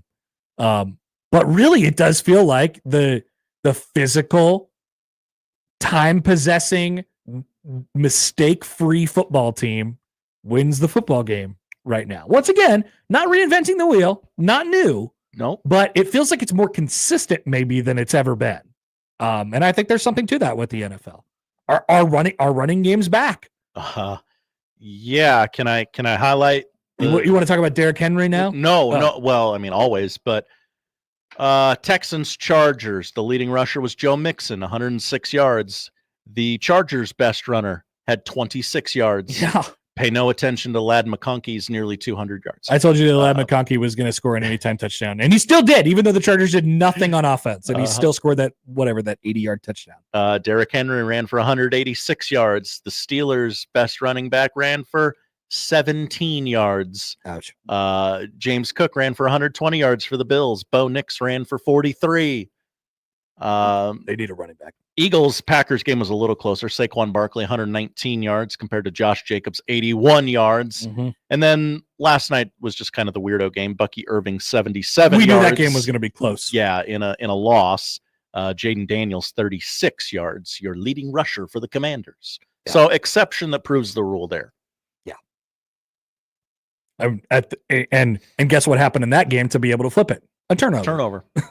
Right? Mm-hmm. So, once again, not crazy, like not this huge revelation that these things win football games, but it does feel like it wins it more consistently now. Mm-hmm. And so then to figure out what it's going to look like going forward, okay, who are the teams that are more likely to protect the ball, to possess the ball? And that's why we have such a beautiful, beautiful, beautiful baby boy matchup between the Bills and the Ravens. Yeah. That's just the start of it. That grunt's going to be heard for miles. I don't think you're ready, audience. So, other notes. The Eagles bored everyone to death again. Whew, But at the same time, there are same little aisle right there. What are we going to do? We are the slowest moving but powerful barge. And we're just, sorry. You get to 4th and 1, it doesn't matter. We're gonna tush push it. And now they're doing too many variations off of the tush push, and they're trying to do fakes and deep throws and stuff like that. Stick to what you know. All right. Wow. Tush push. Do the tush push. Brotherly shove. Do the tush push. So the Eagles, show that they're a little bit of a wagon. There's no shame in losing to that football team. Especially have to have a good run defense in the kind of game that it was, right? Yeah. So who's got a better run defense? When you look ahead, that's one of the things you're going to want to know about. And then the other one from a losing team. Why do we love dunking on Justin Herbert so much? What did that guy ever do to you? We love making fun of Justin Herbert. We love dunking on people who we are told is going to be the next big thing. I feel like it's flipped now, and there's more people saying that Justin Herbert is actually a pumpkin and he stinks. Like this was the narrative on him going into the year. Like it was a big year for him because he had Harbaugh and he had a really good year, and then he threw 4 picks in a playoff game, and people don't forget about that one. What Okay, so he's only 26. Okay. Yeah, he's gone through a lot in his career. He's gone through a lot at this point. I like Justin Herbert. He can stay. Why do we make fun of that guy so much? It was because of his hair? Is it because of his laissez-faire disposition? I think they might have gotten rid of Phillip Rivers and replaced him with Phillip Rivers. What's wrong with Phillip Rivers? No Super Bowls. Yeah. Other than lots that, of passing yards. lots of kids. Lots of yelling. Justin Herbert, not as much of a yeller. No, not so demonstrative. But funny. He's 2-2 in the playoffs. It's not horrible. No, 2-3. Update your Wikipedia page. You can't get killed for that. Yeah, that's he's the quarterback of the Chargers. Why do we like making fun of that guy so much? No, he's 0-2. I'm sorry. Yeah, I was going to say he's won playoff games. I was reading it wrong. I'm sorry, America. By the way, Adam Schefter has followed up on the wording of the Mike McCarthy situation. All right. A Cowboys official is now saying that the Cowboys and Mike McCarthy are, quote, parting ways. I was told by the Cowboys to reword this. My boy got sacked, as they say across the pond. He got sacked. Yeah. Not in a football sense, an American football sense. He got fired. And that's okay. That needed to happen, probably. All right. Mm-hmm. We have still more from the NFL from over the weekend that we can get to throughout the show today. It wasn't a great weekend. And no, I'm not going to make the joke about how the committee should have put the Bengals in. You've heard it enough.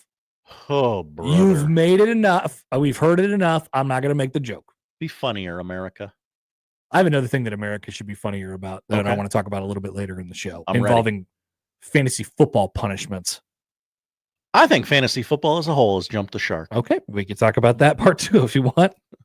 But let's talk some more NFL. But Huskers, it's NFL, but Huskers with Mike Schaefer of Husker 247 coming up on 1620 The Zone.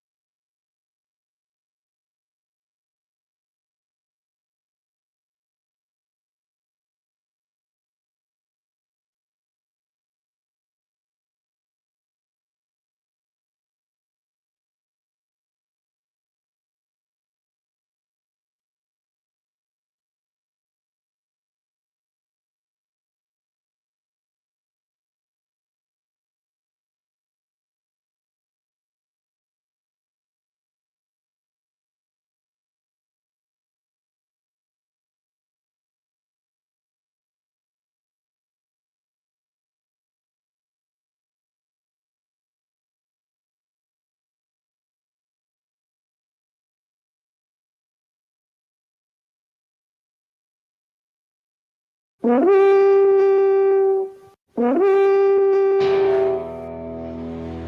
come the Cardinals. Yeah, I have statistics to back up that we have people that listen. Mike Schaefer. Anytime there's sort of a debate as to who can do something, Happer would always put his name forth, for sure. Husker 24/7 on the Connor Happer Show on 1620 The Zone. I could be a star. And we're joined now on the phone by our good friend Mike Schaefer of Husker 247. Schaefer, hello, how you feeling? I'm good. That was wild. Normally I can hear whatever you're saying in the lead up to being brought in, but it was like I was thrown on an entirely different phone line, just completely quiet, had no idea what was happening, and then all of a sudden we were back. It was great. Okay, I'm glad that it all worked out. I cannot speak for the things that happen to our phones on a day in and day out basis. Totally normal phone system always works. It's pretty wild. It's it's akin to going into the transfer portal without actual film. You never know where you're going to end. Yeah, you're like, what's going to happen when I go in there? It could be a wild adventure.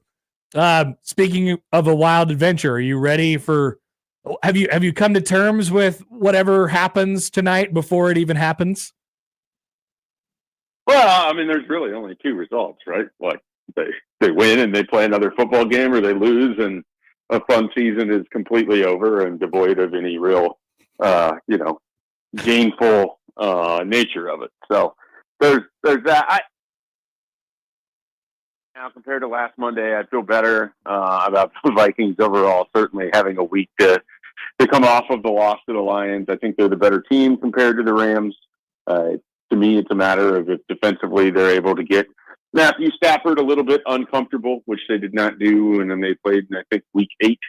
So I like the Vikings' chances here. I think it's a very unfortunate situation. You wouldn't want it to happen for anybody, but I think they benefit a little bit by that game not being played in Los Angeles and being played in Phoenix instead. So I think they'll have a far more neutral, maybe even borderline home crowd tonight. And so you don't get the actual having to go on the road to play somewhere. And I think they're going to come out and want to prove something too. So this is a team that hasn't lost a lot of football games this year and played a lot better than the last time everyone saw them. And I think they want to prove that they're more the 14-win variety and less the 3 losses. Schaefer, you are now an admitted Baker Mayfield honk, I think. So yeah. First of all, what happened to you? Second of all, what'd you think of the Baker Mayfield fun last night? Yeah, I don't know. I remember we had a segment when we used to do daily radio where it would be, where would you rank Baker Mayfield in the NFL amongst quarterbacks? And I usually had him at like 25th. Mm-hmm. And this is when he was winning games with the Browns because I didn't really believe in him at all. And, I thought a lot of it was like tricked up play action stuff with Kevin Stefanski that I saw him do with Kirk Cousins. And I just didn't really believe in Baker. I didn't care for him when he was at Oklahoma. I found him to be, sort of annoying and unlikable. And then he fails, right? And it doesn't go right at Cleveland. He ends up in Carolina, and then he's the backup for the Rams. And then last year he's at Tampa, and they play the Vikings in week 1, and I'm watching, and he seems like a different quarterback. And then you just kind of watch all of 2023 play out, and like he's just whatever I had thought before. Of the Browns, maybe the Browns just make everything worse. They're kind of like the New York Jets. Yeah, like there's just no joy to be found with the Browns organization. So we need to get Nick Chubb out of there as quickly as possible. I think the world deserves a happier Nick Chubb.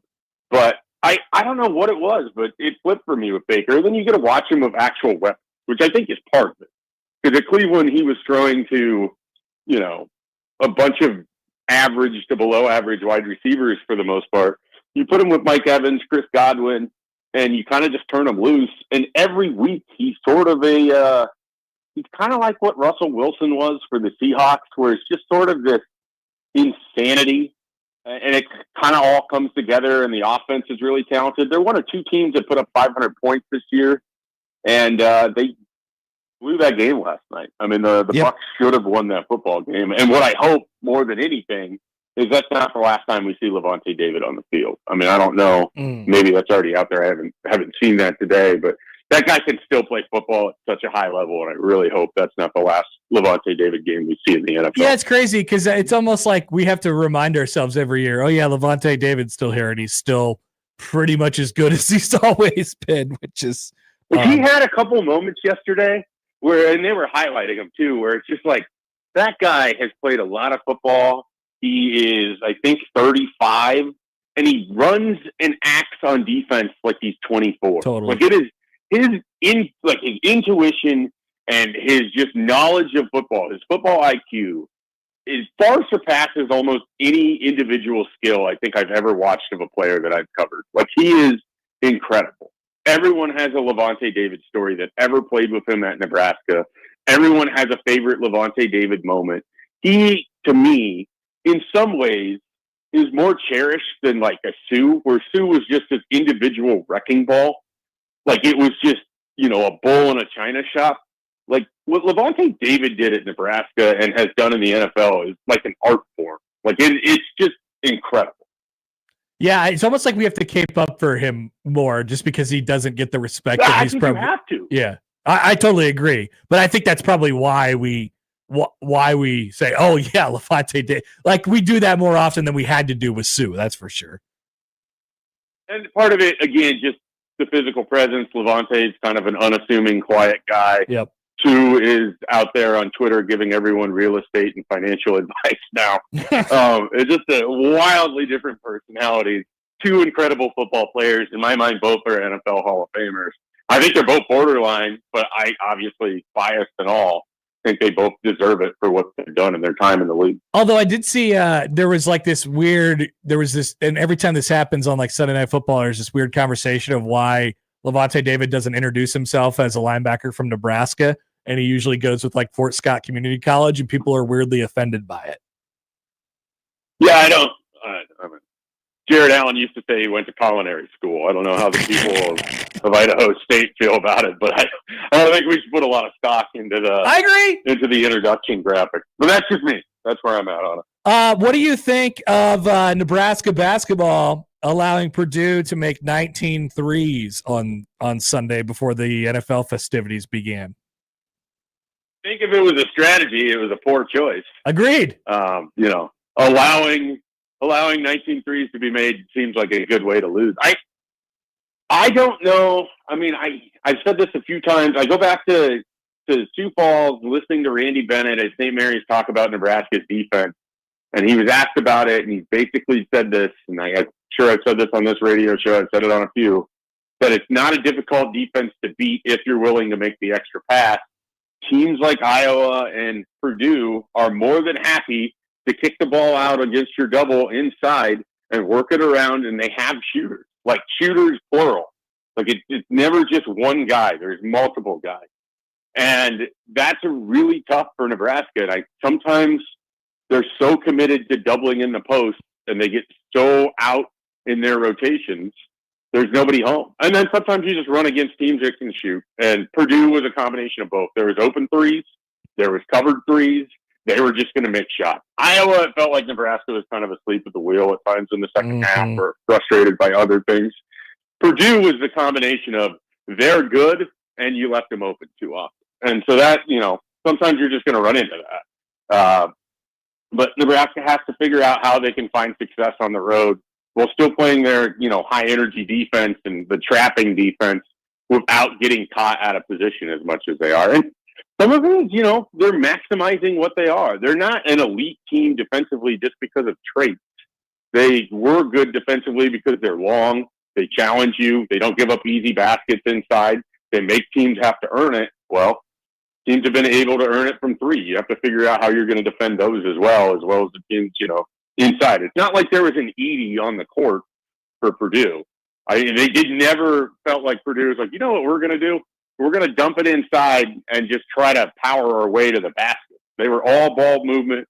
It was all Smith, you know, running around, doing a lot of weird and one street ball stuff yesterday.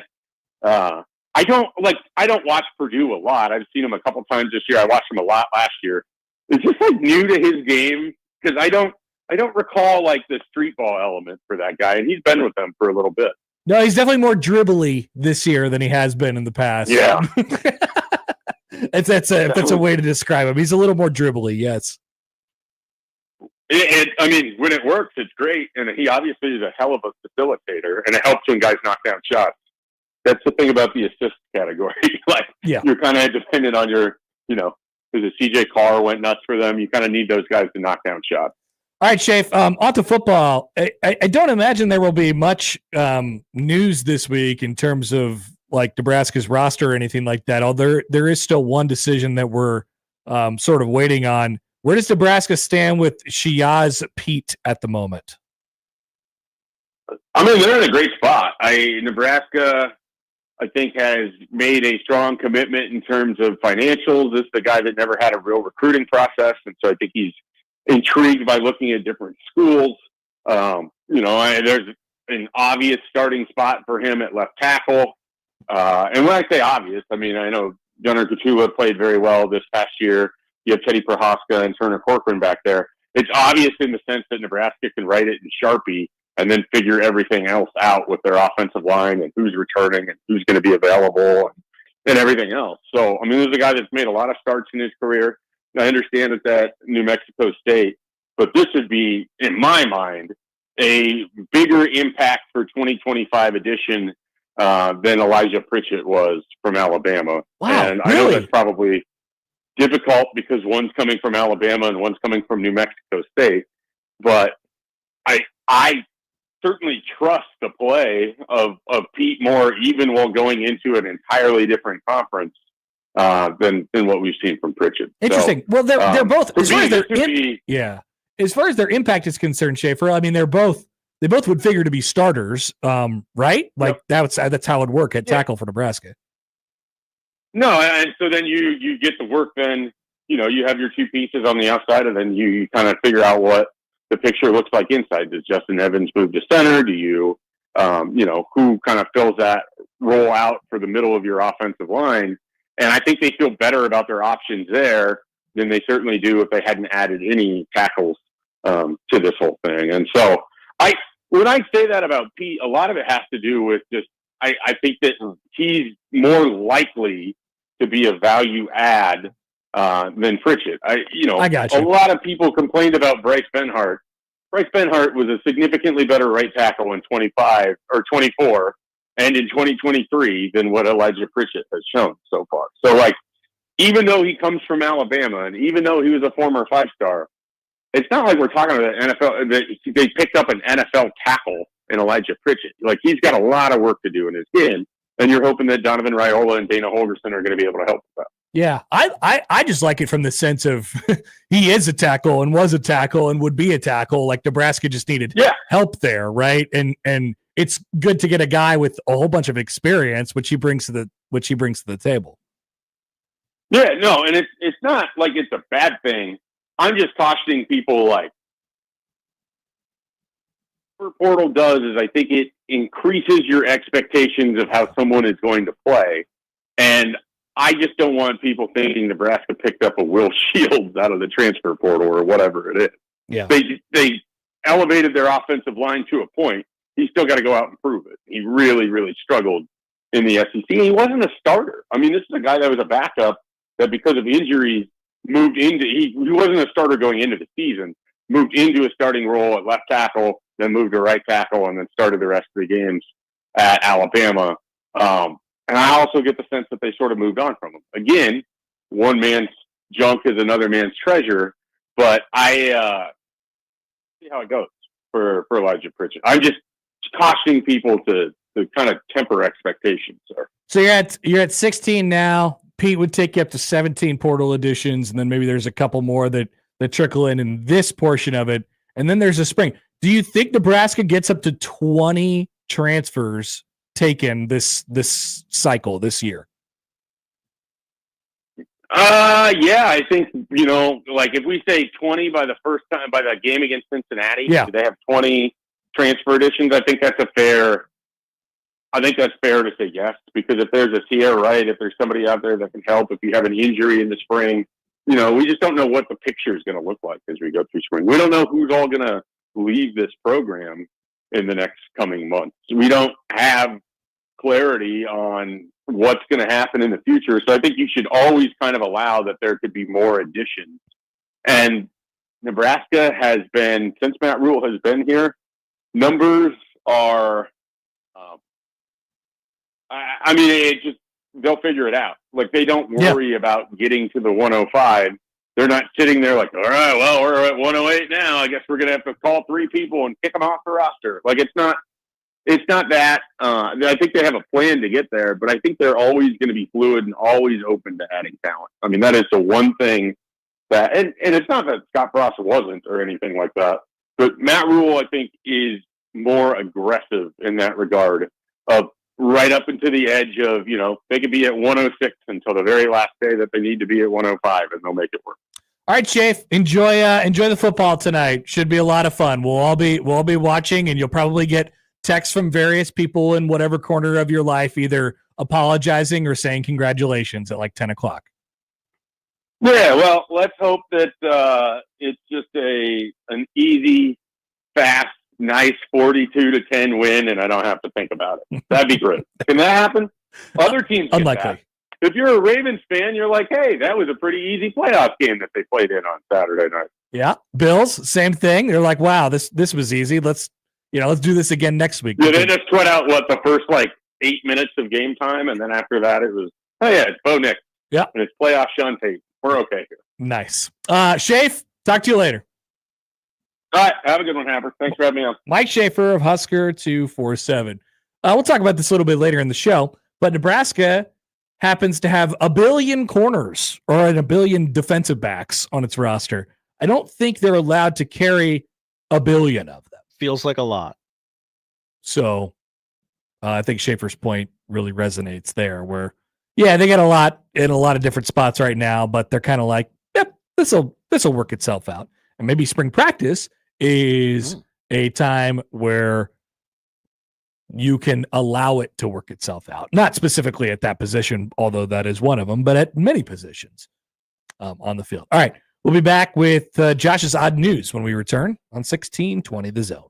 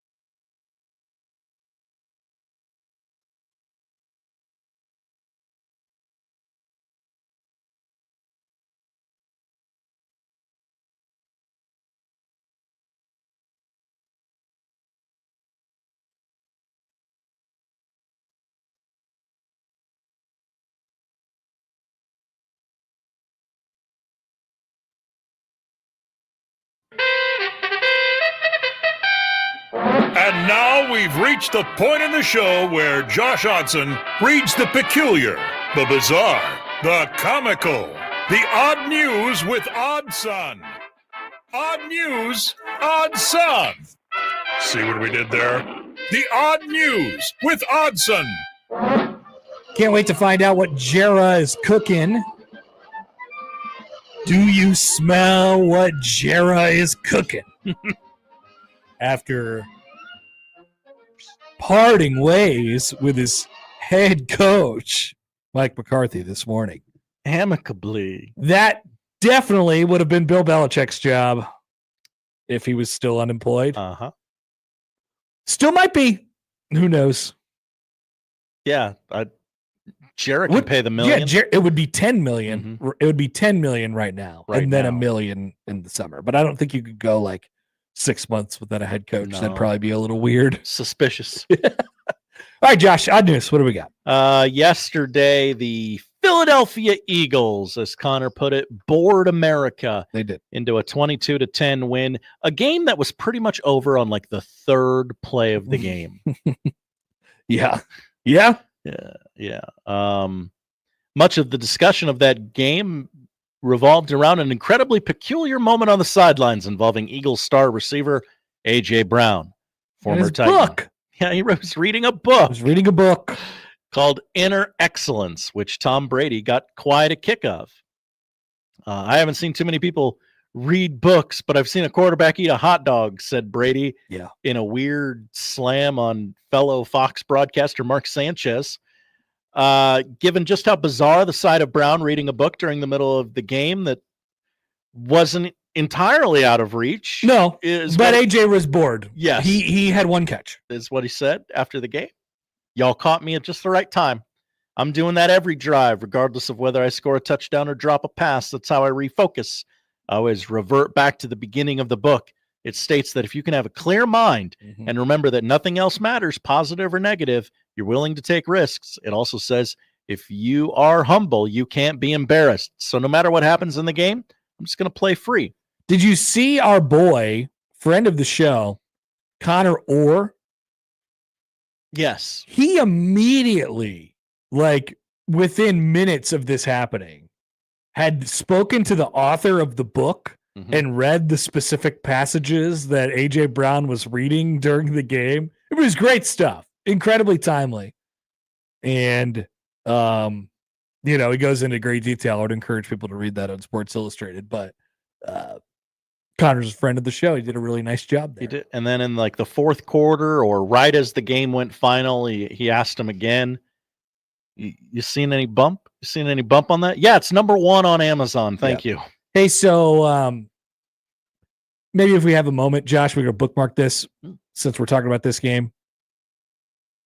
Tom Brady. He's not good. He's going to call the Super Bowl horribly and then leave. Yeah. Yeah.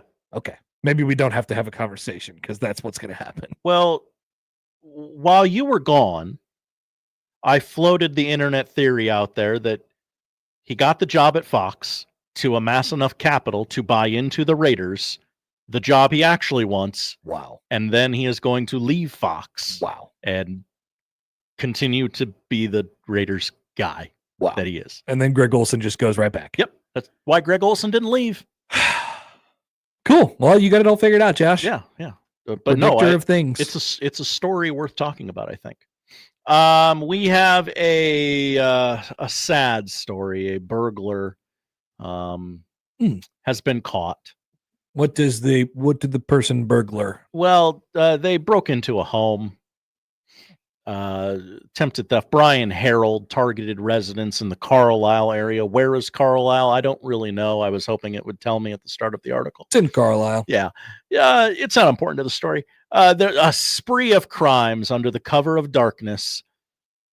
However, his dog poo covered footprints allowed police to track his every move. Didn't you listen? Don't put it out with your boot again. 3 counts of theft and 3 charges of vehicle interference. On the morning of August 27th, the couple awoke to find their shed door was left open. The husband and wife also noticed a garden chair situated under their windowsill, which seems odd. A little odd. Yeah. Prosecutor added, she also noticed there was an amount of dog dew around the exterior of the property with footprints all about the back patio. Yep. Mm-hmm. It's a good hint, usually. Yep. Something has happened here. The burglar in question must complete 150 hours of community service, rehabilitation work, etc., etc. So no jail time. Punishment fits the crime. Mm-hmm. And you got an embarrassing story written about you in many places. We go to Michigan, where another burglar has been caught. This man accused of trying to steal Hot Pockets from a Michigan store. When police went to confront the man to say, hey, heard you're trying to steal some Hot Pockets. What's up with that? He was eating a Hot Pocket. Is that what you call caught red-handed? A little bit, yeah. This took place 9 days ago, January 4th, around 10 a.m. Daniel Hudson went into the Dollar General and began stuffing Hot Pockets into his pocket. An employee confronted him. That's when the burglar grabbed a container of chicken wings and started yelling very violent things at the store employee. Mm-hmm. Probably shouldn't do that. So the employee called the police. The police confronted the man. It took them 2 days to catch up to the man. On January 6th, they came to the Dollar General burglar, and when they rang the doorbell, he was eating a Hot Pocket. Just funny to me. It is funny. Guy is accused of stealing a bunch of Hot Pockets. He answers the door eating a Hot Pocket. Yeah. He was apprehended. Do you when you eat a Hot Pocket, how do you eat it? I mean, do you hold it? Do you use a plate for your Hot Pocket? I use a plate. I generally cut it in half because it is the surface of the sun inside. It's incredibly warm. I'd like some of that steam to escape. Yeah, like I usually approach it like I take a fork to it and I cut off a corner, let some air escape for a little while. Yeah. Eat that bite and then go back in. Very rarely am I walking around with the Hot Pocket. Sure. Same thing with a breakfast burrito. Microwave a breakfast burrito. You putting that down? Put it on a plate. Yeah. Okay. I'm sorry. I just am.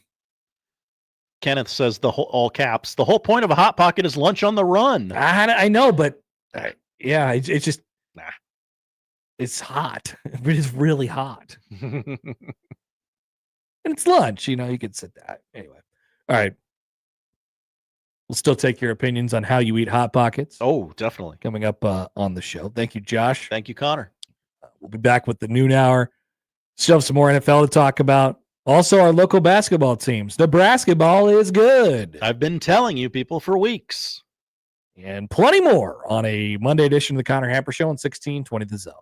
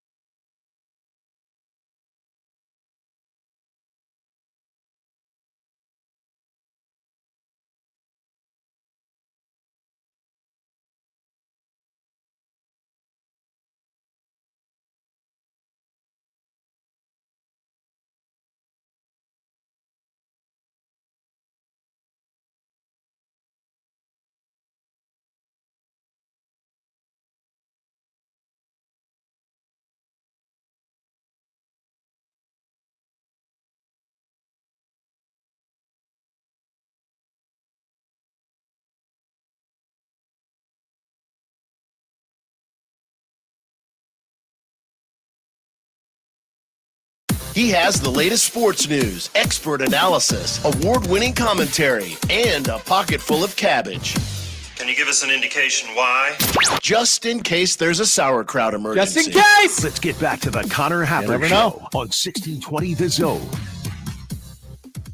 right, welcome back. It is Monday here on the Connor Happer Show on 1620 The Zone and on 1620thezone.com. What does it say about me that I eat my Hot Pocket on a plate? What does it say about a man when he eats his Hot Pocket on a plate? Being made fun of by Kenneth. A plate, Kenneth says. And yes, I still use the Hot Pocket sleeve. That's how you have to microwave it, right? I haven't had a Hot Pocket in a long time, by the way. But when I do, I eat it on a plate.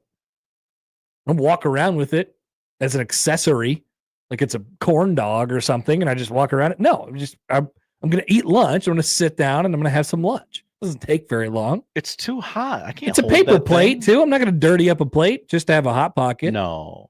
Kenneth also wonders, you take the soup in the microwavable cup and then dump it into a bowl with a spoon. So the most applicable situation for this is the classic cup o noodles, Right. Josh. How do you consume the cup o noodles? I don't. Well, I don't either because they're horrendous for you. Yeah. Actually, that's not why. I'm an adult and I don't need cup of noodles anymore. But when I did, I definitely did that once or twice. I dumped it into a bowl. Normally eat it out of a cup. I feel like the wide bowl, you pour it in the wide bowl and all of a sudden you're letting the air out quicker and it's getting cooler quicker, which is ultimately the goal because once again, those things are scalding hot. Scalding hot. And you can't prevent it from being scalded. It's either scalding hot or not cooked at all. There is no in between. Kenneth asked about a microwavable can of Campbell's soup. No, I put that on the stovetop, baby, in a pot and in a saucer. Kenneth says you're supposed to drink it. No, you're not. You're not supposed like it's a can. Yeah, like you crack it open like it's a Diet Coke and start glugging. No way. No way. Now it probably wouldn't be that bad, but that's kind of gross to me. No, I when at all possible, I like to not use the microwave. I have a stove, I have a house. Why not use the stove? That came with my house. Right? Right. So when there's Campbell's soup and I have a Campbell's soup, I'm going to put it on the stovetop.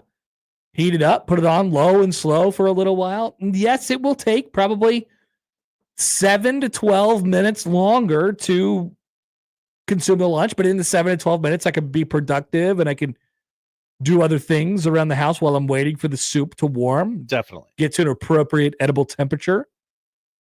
I'm kind of like, this might be a hot take. Like, Josh, I don't know about microwaves. Like, microwaves might be dead to me. Whoa. So you love hitting that 30-second button. I do. It's the only button I use in the microwave. But I try to not use it as much as I possibly can because I think everything tastes better without it, right? There is a better method to warm up almost anything. There are a few select things that are like built specifically for the microwave, like food items that are specifically built for the microwave. Popcorn. Yes, of course. Now I have a popcorn popper. I have an air popper.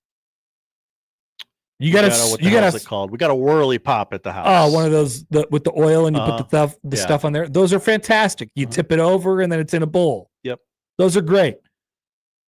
But like I said, outside of the few very specific things that are designed exclusively for the microwave, everything is better either if it comes out of the air fryer or of the oven or of the stovetop. And so I'm going to make the extra effort. Like I've said this before on the show, I take great pride in my lunches and my dinners. I don't want to waste anything, like not just the food, but I view every meal as an opportunity. And so if I eat something that I don't want or don't like, I'm going to be disappointed about it. And if it's something that I actually do like and I'm doing it and I'm cooking it in the microwave, which automatically makes it worse than what it could be, I view that as a missed opportunity. I'm an opportunist, Josh. I love opportunities. And lunch is an opportunity. Sometimes you zap something and it gets soggy. And here's another thing. You don't know what you got until it's gone. All of a sudden, one day, lunch is gone. You're on air for 4 hours. You can't eat lunch anymore. Lunch is gone, and it's been ripped away from you, and you have no idea how much I love lunch. I would kill it for a lunch. I love lunch. But lunch is not possible for everybody. So one day you wake up and lunch is gone. It's been stripped away from you. Douglas, and then what? Douglas chimes in on the YouTube. Douglas has a rep. A lot of people call him Bad Takes Douglas. I do. This is a good take from Douglas. Okay. Air fryer hot dogs. Do not dismiss this superior in every way over any other method. Really? I usually boil them. I've never thought of putting them in the air fryer. The air fryer hot dog is pretty darn tasty. Interesting. Pretty good. He also adds last minute, throw your bun in there to get toasted. Now that's a good idea if you're going to do it that way. Clutch. Couple things here. 2 texts back to back from Alex and Lincoln. Hi, Alex. Have you discussed how nervous you were when Denver got that first touchdown yesterday? Well, Josh and I were having correspondence at the time. Should I read the text? Josh was explaining to me what he needed to happen in order for his wagers to come through for him. Sorry, Mike. Earmuffs. It was 12. You said this at 12:08 p.m. Yes. And you needed the Bills to cover the 8.5. Uh-huh.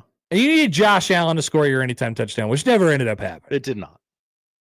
And you need the Bills to cover your 8.5 to win on another separate parlay that you had already hit 3 legs on. Uh-huh.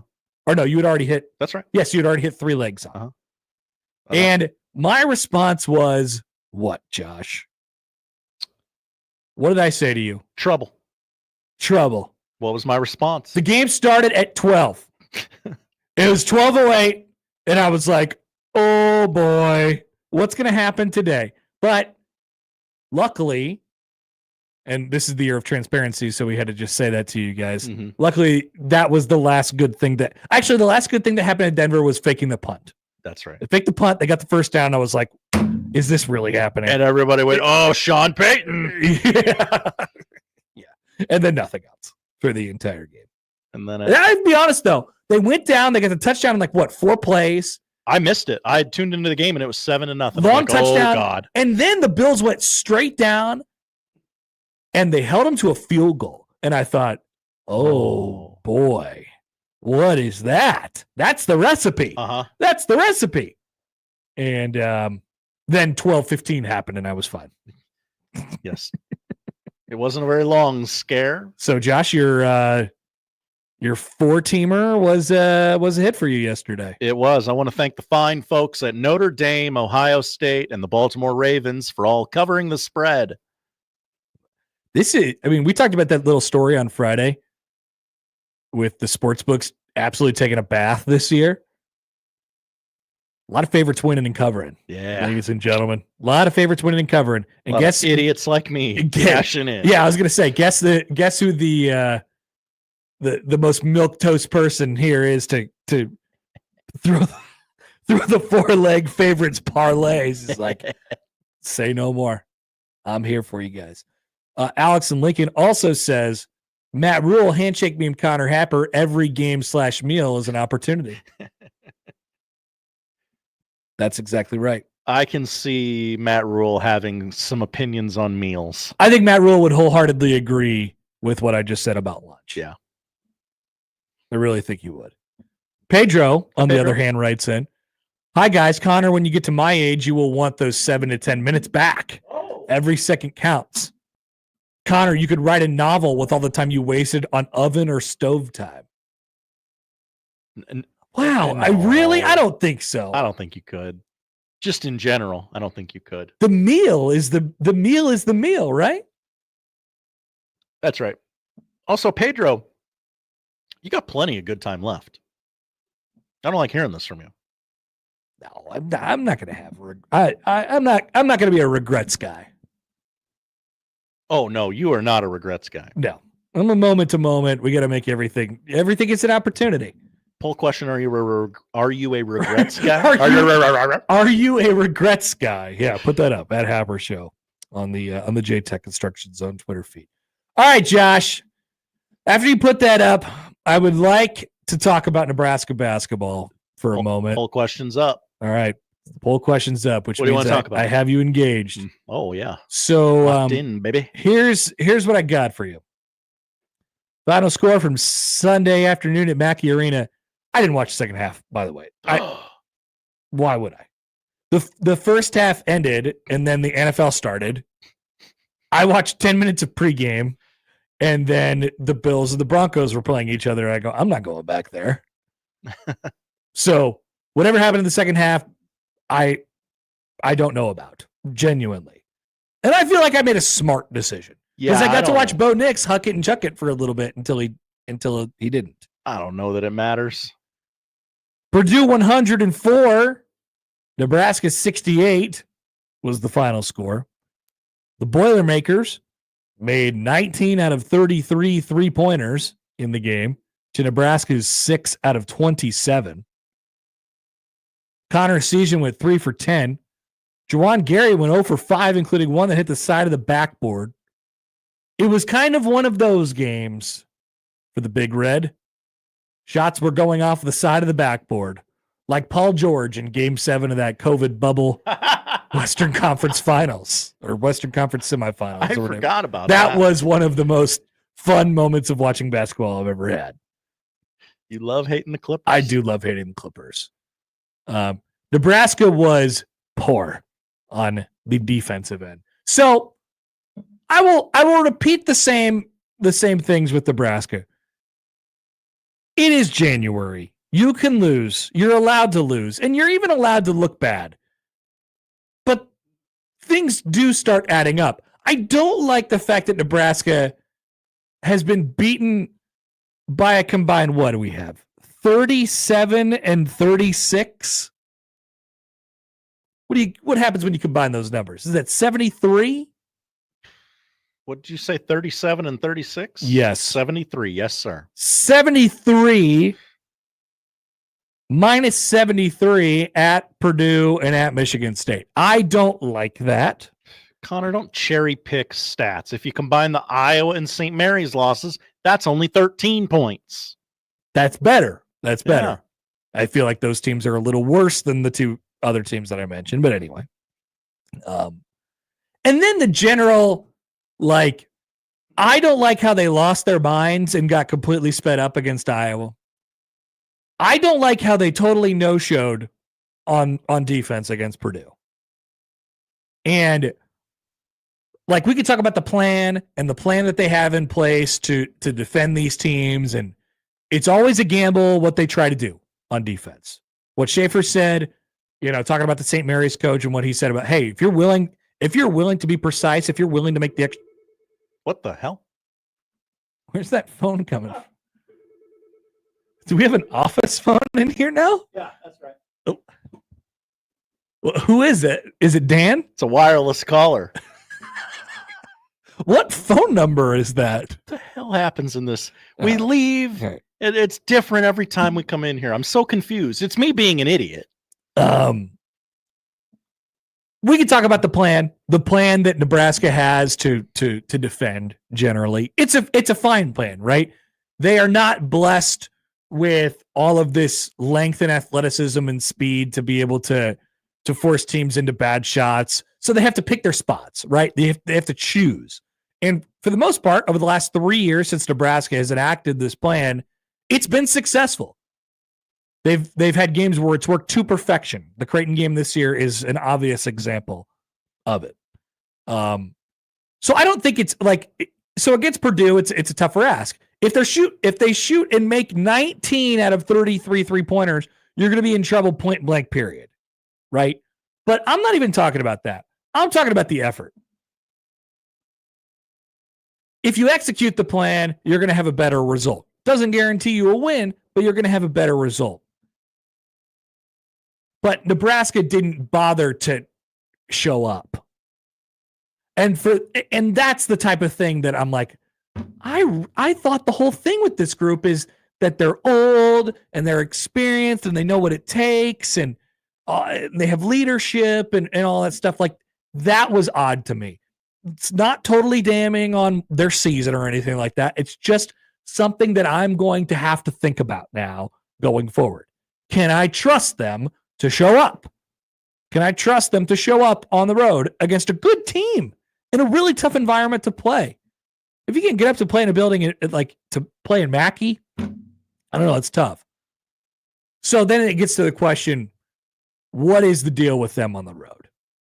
What's the deal? Thank you, Jerry. What is the deal with them on the road? I don't know the answer to it. But like having what happened against Iowa, that sometimes happens. Having what happened against Purdue, and I'm not talking about just losing by 36. I'm talking about how it happened. The way it happened. The no-show. That can't happen. Whether you're at home, especially if you're at home, or definitely on the road, right? It just can't happen point blank, period. So what is the deal?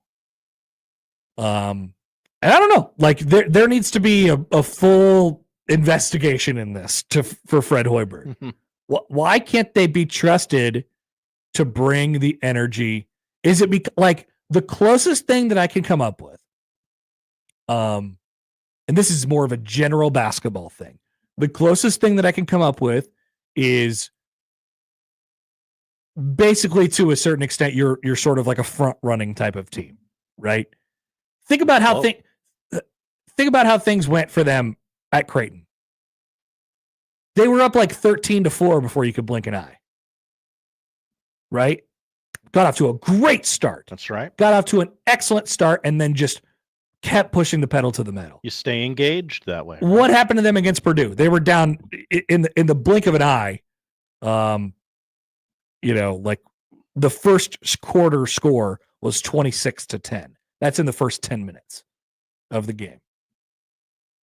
So I think it's really obviously important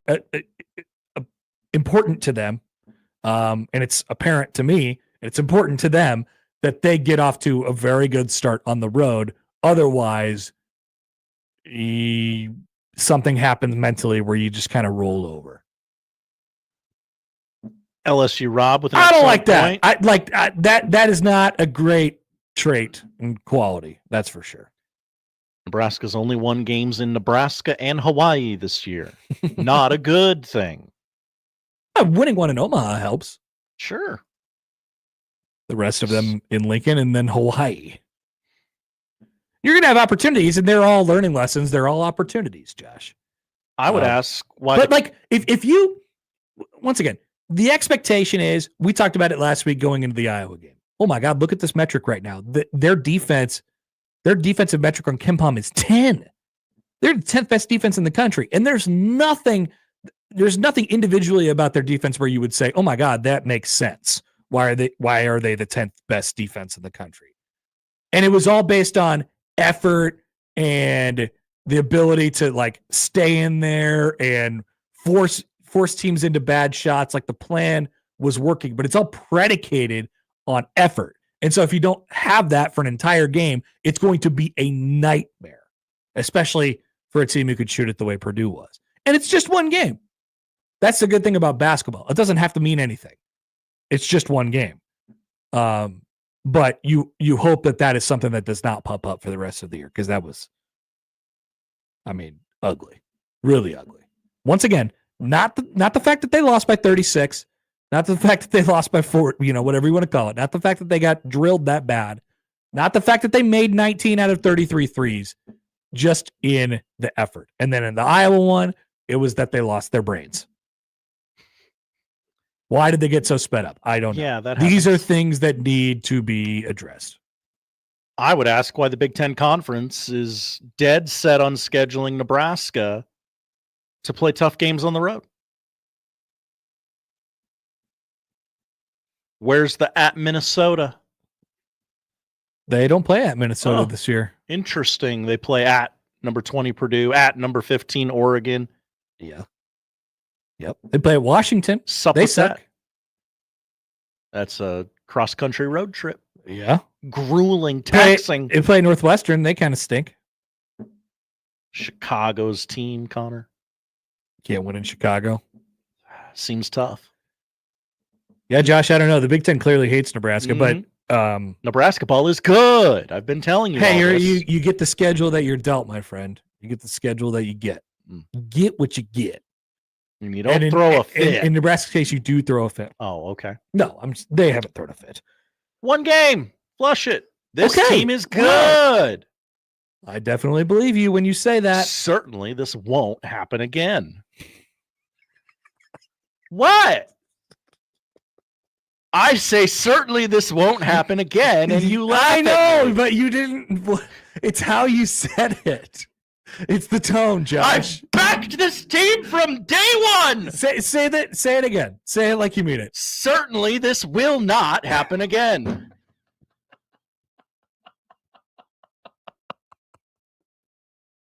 And so, okay. Dana Altman would never. So they're good, and this won't happen again. This definitely won't happen again. This is your stance, Josh? Nebraska ball is good, and certainly this will not happen again.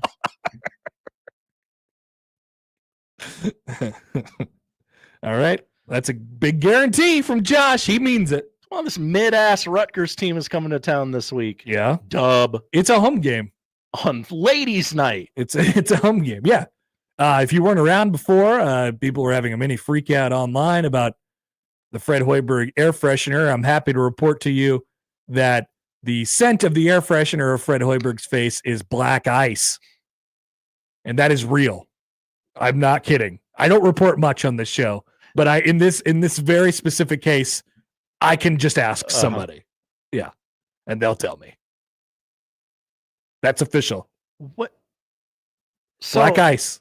I know we're going to talk about Creighton at some point in this show. Probably in a minute. Yeah. Probably going to preview Hell in a Cell on Saturday. There's another game before that, but yeah. Sure. But what are we going to do with Illinois coming to Lincoln on the 30th? Is what's his name?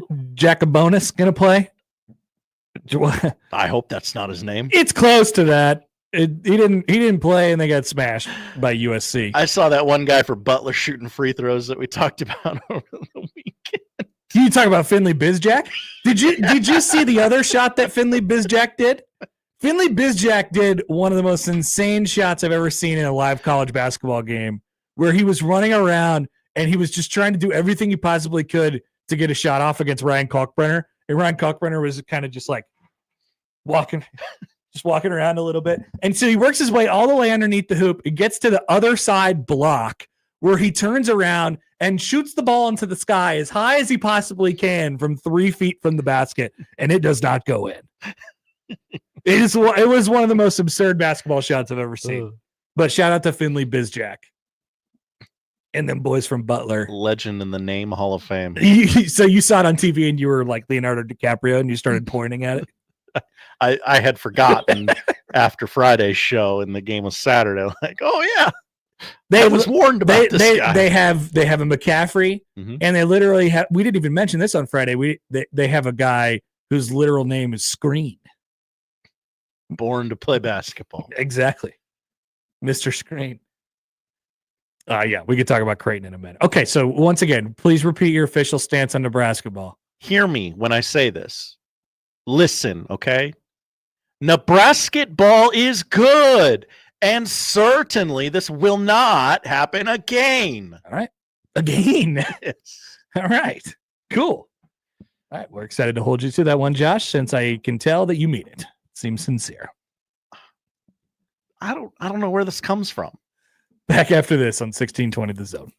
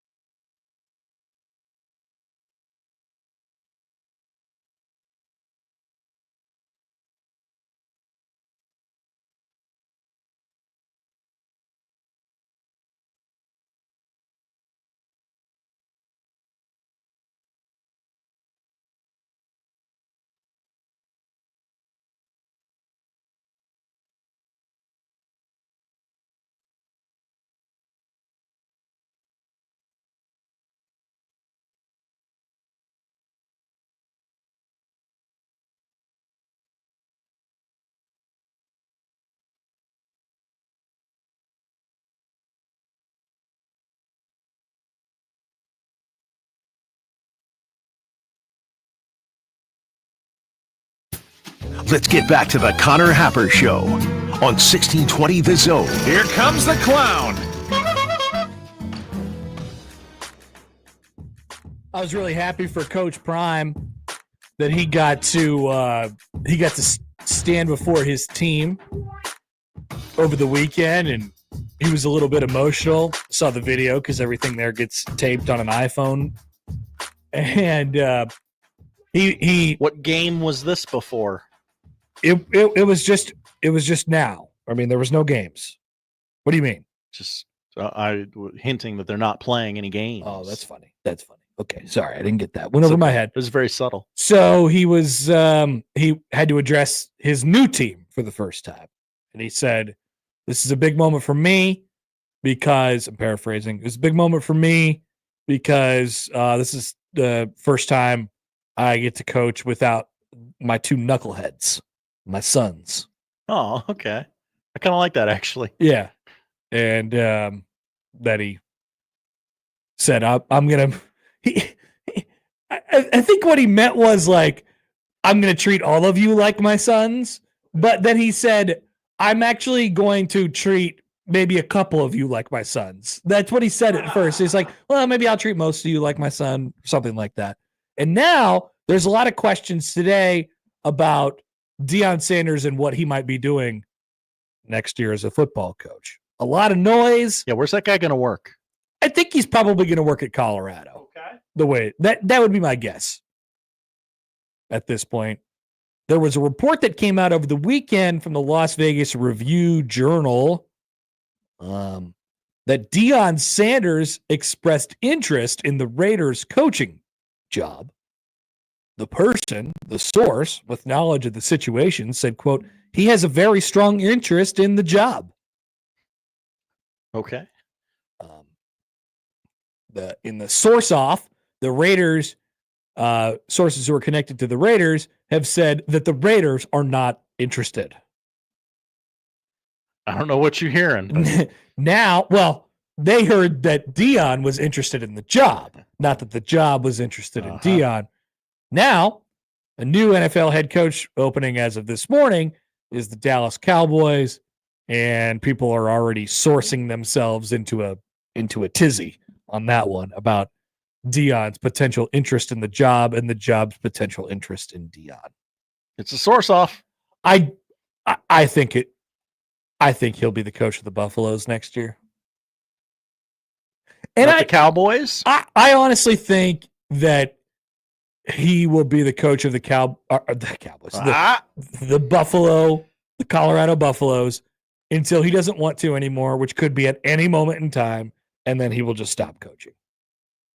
I don't think he will be the coach of wherever his son is. I don't think he will manufacture a way for Shador to be on the Cowboys and he'll be the coach of the Cowboys. Like, I just think he'll be the coach of Colorado.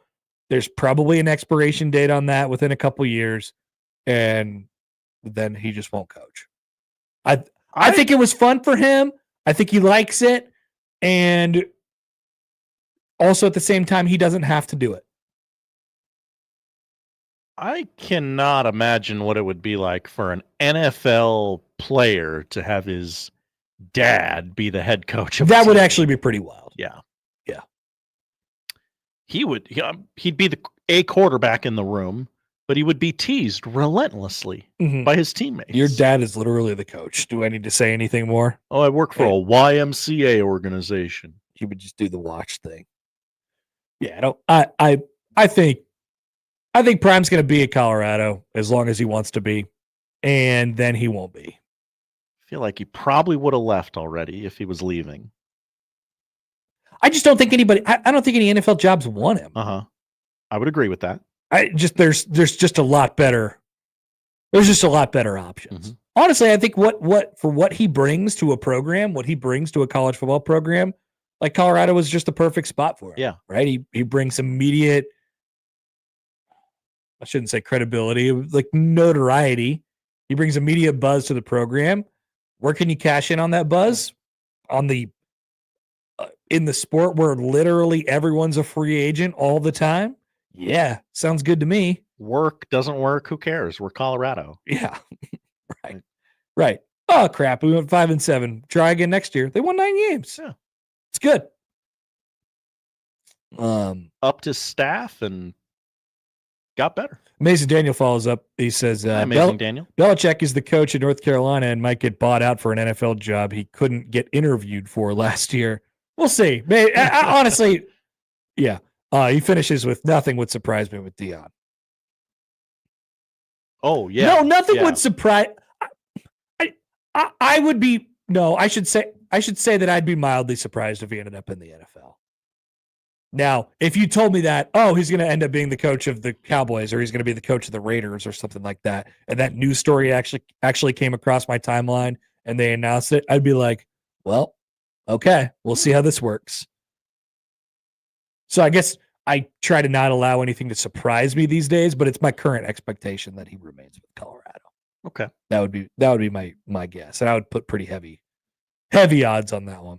One more thing in the NFL before we get to some Creighton stuff and some more things that happened over the weekend. Creighton. Let's go to last night's game, which we haven't talked about a lot, which was the best game of the weekend. Thrilling. The Tampa Bay Buccaneers and the Washington Football Commanders. They do the classic, let's set up for a field goal, but then let's take a knee and let's, for some reason, just go backwards 5 yards like it doesn't matter. And it doesn't, because it wasn't the distance on Zane Gonzalez's kick that mattered. It was where it went, the motion of the ocean, right? Some people say that's most important. Let's go to the Washington Commanders radio network, where Bram Weinstein and London Fletcher are posted up. Here's how it sounded and looked last night. Looking to send Washington into the divisional round. Snap good, hold down, kick on its way. It is good! The Cardiac Commanders are the Clutch Commanders. They do it again. We'll see you in Detroit. And Zane Gonzalez kicks in the door and kicks us into the second round of the playoffs. On NBC, like no more than 5 minutes after the game had actually ended. Yeah. Right? Tarico and Collinsworth brought it. They were like, we got this and we have to play it immediately. And thank God they had a camera on. Commander's social media has been filming them all year. We hijacked it. So every time I watch that, which now I've watched it probably 6 times, I laugh at something different. This time I watched it, and we don't have to have the audio up, Josh. I'm going to put the video on the screen. Okay. Will that affect anything? I don't know. I'm going to be honest with you. It might play the video right over. All right. So I just want to go right here. Let me scroll through this if you're watching with us on YouTube. How about the guy in the background, the stat guy in the background, pointing to the sky? He literally doesn't move the entire time after he found out the kick went in. If you're watching with us on YouTube, look at the guy in the back with the button-down shirt. He does not move. Just pointing to the sky. Praise Jesus. And then, of course, there's, London Fletcher talking about kicking down the door. And literally almost kicking Bram Weinstein into the glass window behind him. Fantastic stuff. Kicking it down the door! Yeah! They're pretty fired up. As they should be. First win in forever. May we always have the home team radio call, especially of the home team, or not the home, the team radio call, especially of the team who hasn't won a playoff game in a very, very long time. I believe it's 2006 or 5 for the football Commanders / football team / Redskins. 05, yes, sir. 2005. A lot of things were going on in 2005. Matt McMaster has no idea about any of them. We educated him on Hurricane Katrina. I think, to be fair, I think he knew about that. Oh, okay. I think he knew about that. Okay. But yes, we talked about gas guzzlers and all that stuff on the crossover this morning. You could check that out, by the way. Joe Gibbs, the last coach to win a game for the Washington franchise. And so these are the here lies the Detroit Lions of last year, right? This is the team that people laughed at for a very long time, not to the same extent of the Lions. The Lions were more feudal in the years leading up to them all of a sudden being a wagon. And famously 0-16. The football Commanders are playing the middle a little bit. Not nearly as feudal, but still really fun to laugh at, and not probably nearly as good as the Lions were last year and this year. Their owner helped with a lot of that. Exactly. Hilarious. And we wanted the worst for them for a long time. And now things have changed. They got a quarterback, and people could feel happy for the Washington Football Commanders again. What did Tirico say during the broadcast? They got the four pillars: owner, GM, coach, quarterback. That's when you get that right. Yeah, you could fly a little bit. They got it right. That's for sure. And next year, everyone at every publication, whatever one you follow for predictions and prophesizing before the season, is going to pick the Commanders to make the NFC Championship game next year. Although I will say, Dan Quinn seems to be fine. Dan Quinn seems to be like the least important piece of that puzzle. I would agree with that. Yeah, he's cool. He wears his backwards hat. You know, he gets excited on the sideline. But Dan Quinn's fine. I'm trying to find a tweet. I don't know if I can find it. Essentially, since the last time Mike Tomlin won a playoff game, Dan Quinn took the Falcons to the Super Bowl, got fired, spent 3 years in Dallas, built up the Commanders, and won a playoff game there. Amazing. Great stat. And not even really a stat, just more of like a narrative thing in general. But yes, 100% hilarious. And so that means the winner of tonight's game between the Rams and the Vikings will go to Philly. I'm sorry. Detroit. I'm sorry, goes to Detroit. I had that written wrong on my sheet. Which team is more gettable to you? The Eagles or the Lions?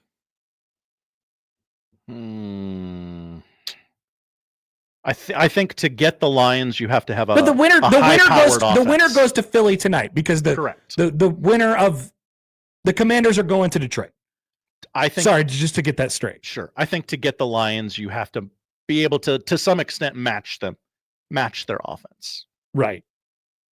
Commanders capable. I think the Eagles actually seem gettable, but it's pretty matchup dependent. It's pretty matchup specific. If I'm the Commanders, I would not have wanted. I would probably rather go to Detroit. But if I'm either of these two teams tonight, I actually think Philly seems sort of gettable. Do you think that provides maybe a little bit of a spark for both of these teams tonight? Rather than going to just saw Minnesota Detroit and how bad that went. I mean, Washington did beat Philly a few weeks ago. If you're telling me the Vikings, if you're telling me it's Vikings and Philly next week, which is completely plausible based on the outcome of tonight's game, I'm like, yeah, I'm not sure. I think the Vikings could probably win that game. But I would probably say that with just about every team that the Eagles played, just because it's hard to fully buy into them because of how they do their business. Yes, that is absolutely what it is. I think the Commanders would kind of want to roll the dice and face Philly for the third time this year, right? So we'll see. We'll see how it ends up. It's certainly a fun matchup tonight. And shout out to the people in Phoenix, by the way, who, one of the great things that they do is they roll in the grass on the tray, and they got the Rams logo on there and everything like that. I already saw the time lapse of the video that came in from the outside. Really cool. It feels like Phoenix has the Cardinals have gotten some good pub off of a bad situation. Obviously. Absolutely, yeah. All right. A few things left to get to before we ran out the hour. Still, Sam McKewon will join us at the top. We have to talk about the Blue Jays and a few takeaways that I had from their game over the weekend. And I have a take about fantasy football punishments that we still have to get to here on the show on 1620 The Zone.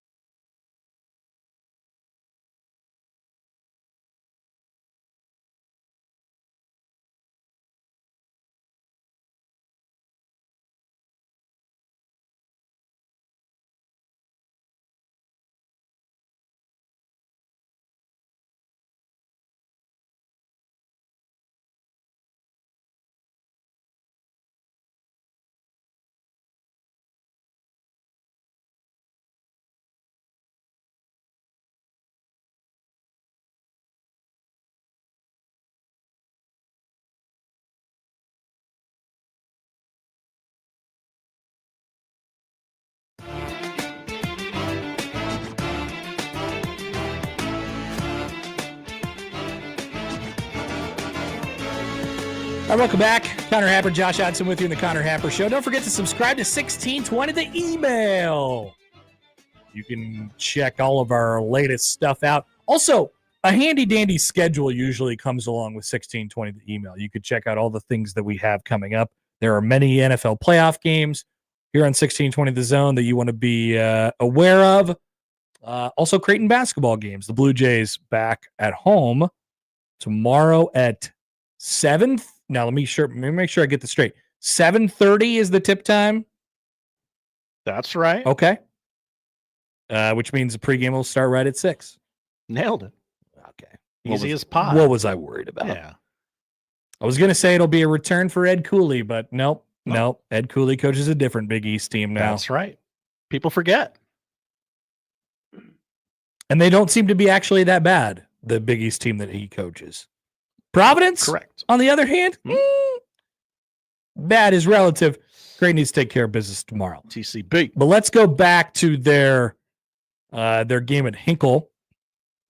The Jays on Saturday with, by the way, as I mentioned during the game on Twitter, an elite college basketball TV crew, Jason Benetti and Robbie Hummel. Very, very good. A great pair on Big Fox on Saturday morning.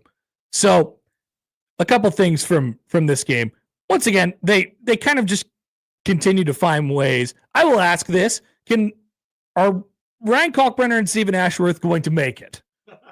They are always puking. There's something that's always wrong with them. I always think Stephen Ashworth is going to have a season-ending injury of some sort. And I'm always worried that Ryan Kalkbrenner, there's something going on with him from a health perspective that is like uncomfortable to talk about. So both of them were sick and, not having a great time before the Butler game. I just hope for the sake of all of us that both of them could have a normal game at some point. Elsewhere, I tweeted this out like on Saturday during the game too. I thought it was a really good day for Jemiah Neal. He didn't make any of his 3 attempts, but I think the key stat for him is playing under control and being good in transition without, you can't give up those opportunities. He had 1 turnover. I think that's really good. And you could just see it in flashes. They couldn't really take him off the floor. He played 38 minutes. Creighton really pared down their rotation quite a bit. Still splitting between Jason Green and Isaac Trout there, but, heavier minutes for guys like Jackson McAndrew, who's really started to be a little bit more of a consistent threat from 3. He made 4 of them on Saturday. Ashworth, you know what you're going to get from him. Kalkbrenner, you know what you're going to get from him. And so really Creighton, it'll depend on what they can get from their other guys. And I just think we just keep seeing the flashes. By definition, a flash is inconsistent, right? You just see flashes from Jemiah Neal. But if I like that guy, it's his 4th year of eligibility, but there's all this talk about the 5th year and everybody getting the 5th year and what does that mean? I just think that's the kind of guy that would come back for his 2nd year in a Creighton uniform and just be really, really good. Like what we talked about last week. How many times do we see it where they come back for their 2nd year? And this is any transfer. Mm-hmm. Like, I think this will be a just something worth following for everyone. You play 1 year at a program, you see flashes of being an important player, an impactful player, but it's inconsistent, and you're like, dang it. Remember what we thought about Baylor Shireman after his first year in a Creighton uniform. Like, I always have to remind people of this. He was basically everybody's I don't think people thought that highly of Baylor after his first year. He took out of character shots for the system. He turned the basketball over a little bit too much. But then he came back, he got his body better, and he fit in the system perfectly. And he was exactly what they needed him to be in his 2nd year. I mean, he was their, I don't know if he was their best player last year, but he was certainly one of the more impactful players for them last year. And I'm not saying that Jemiah Neal is Baylor Shireman, but I just think this will be a thing across college basketball. 1 year at a program, it's hard. What was Stephen Ashworth last year? It was difficult for him, right? And luckily, he had Trey and Baylor and Kalkbrenner around him, and he made it a little bit easier. He's not doing what he's doing this year if you just plug him in now. He had to be here last year, right? And, unfortunately, I don't think we'll get to see that with Jemiah next year. But if they can get continue to get more consistency out of him toward the end of the season, then yeah, I still think this team is an NCAA tournament team. It's the same thing with like a guy like Fedor. Fedor is kind of like a transfer in a way, right? Yeah. Flashes, nice takes to the rim, couple good passes, and then turnovers. And then you're like, oh my God, how does this guy fit? How does this work? And so I just think those guys will continue to get better. It's been proven. And then the freshmen obviously will. I can't wait to see what Jackson McAndrew ends up being, going forward. He's going to be a really important piece to what they do. So it'll continue to be bumpy for Creighton. It'll continue to be this game by game thing, but hopefully you're getting to the point now. And I mentioned they cut down the rotation a little bit. They have cut down the rotation a little bit. Hopefully you're getting to the point now where you have a really good understanding of what everybody is capable of and what they can give you. And unfortunately, the answer for them is, well, they just need a lot out of Ashworth and Kalkbrenner every night. And they do. They do. But the load can be lightened on them based on the consistency of what Jackson McAndrew and Jemiah Neal, and then even guys who are further down the bench. Like, can Jason Green get you 1-3? Jason he had a Jason Green like play on Saturday. He had a putback dunk for the first time since that round of 32 game last year against Oregon, which was hilarious and definitely was the first thing that I thought. Can he get you? Can he be a threat offensively? Can Isaac Trout make a couple threes a game? Can Fedor give you something? Can he give you some creation? Right? Can Mason Miller find? I mean, you look at the stuff on Mason Miller right now, and it's tough. Mason Miller is 3 for 26 on threes this year. Oh, it's getting to the point where it's hard to watch. He just doesn't look comfortable at all.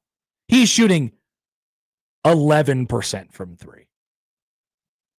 I don't know what sounds worse, 3 of 26 or 11%, but it's both bad. 3 of 26. That's worse. Sounds worse. Okay, really? Because I think 11% sounds horrible. Neither sounds good. Let's be clear about that. Yeah. And so maybe you can find something from him. Like can you get him an extra possession there where he flies in and he grabs an offensive rebound, right? Like that'll tell the story of what Creighton ends up being. Also, I would just like Ryan and Steven to Are you okay? Come to work, feel healthy, hit shots, go home. Maybe they need to be like on Severance, where they have basketball and then they have life. Creighton is healthy. Can we keep them separate?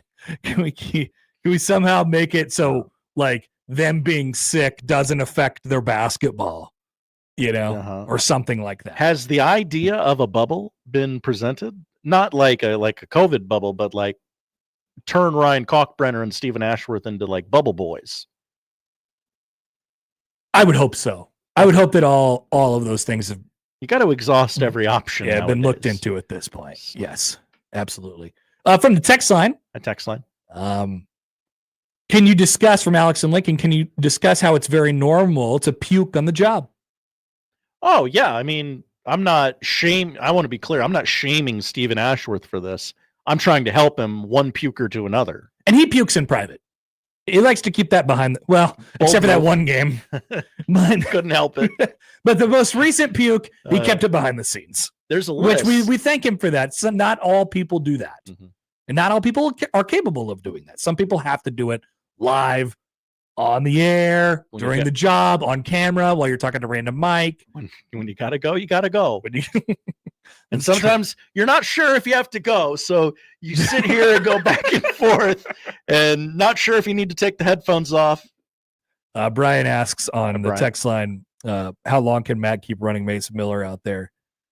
Great question. I don't know, man. Like, they got to get him figured out from the 3-point line. And the answer so far to what they've done with him is to put him out there and hope that he gets you like a couple hustle plays, like I said, because he can't, he didn't take a shot, and that's okay the way he's shooting it right now. 1 rebound, 2 fouls. That was the day for Mason. Right. And so he's gone from like 3-point sharpshooter, like, can you get me 3 of these a game? And if you get me 5, like, hell yeah, we're going to win the national championship, to can you be like a gritty, grab an extra rebound possession guy? Which, yeah, it's a hard watch. Clearly the 3-point guy is in there somewhere, but he's got no confidence right now. So, yeah, I mean, it's basically pretty consistent in terms of his minutes. The shots are coming down, though, obviously. How scared were you towards the end of that game? I mean, I'm always on edge when I'm watching Creighton. I was like, I'm always in a very interesting place when I'm watching Creighton. That thing was handled with about 6 minutes to go. Yeah. And then it was not. Yeah. Yeah. Anyway, you got to get it done at this point. Yeah, no, it's a road conference game. Like anyway, you got to get it done at this point. Yeah. All right. We'll be back with Sam McKewon. Let's talk some football. He had some good things, some good thoughts on his rewind that came out today. We'll be back with Sam next on 1620 The Zone.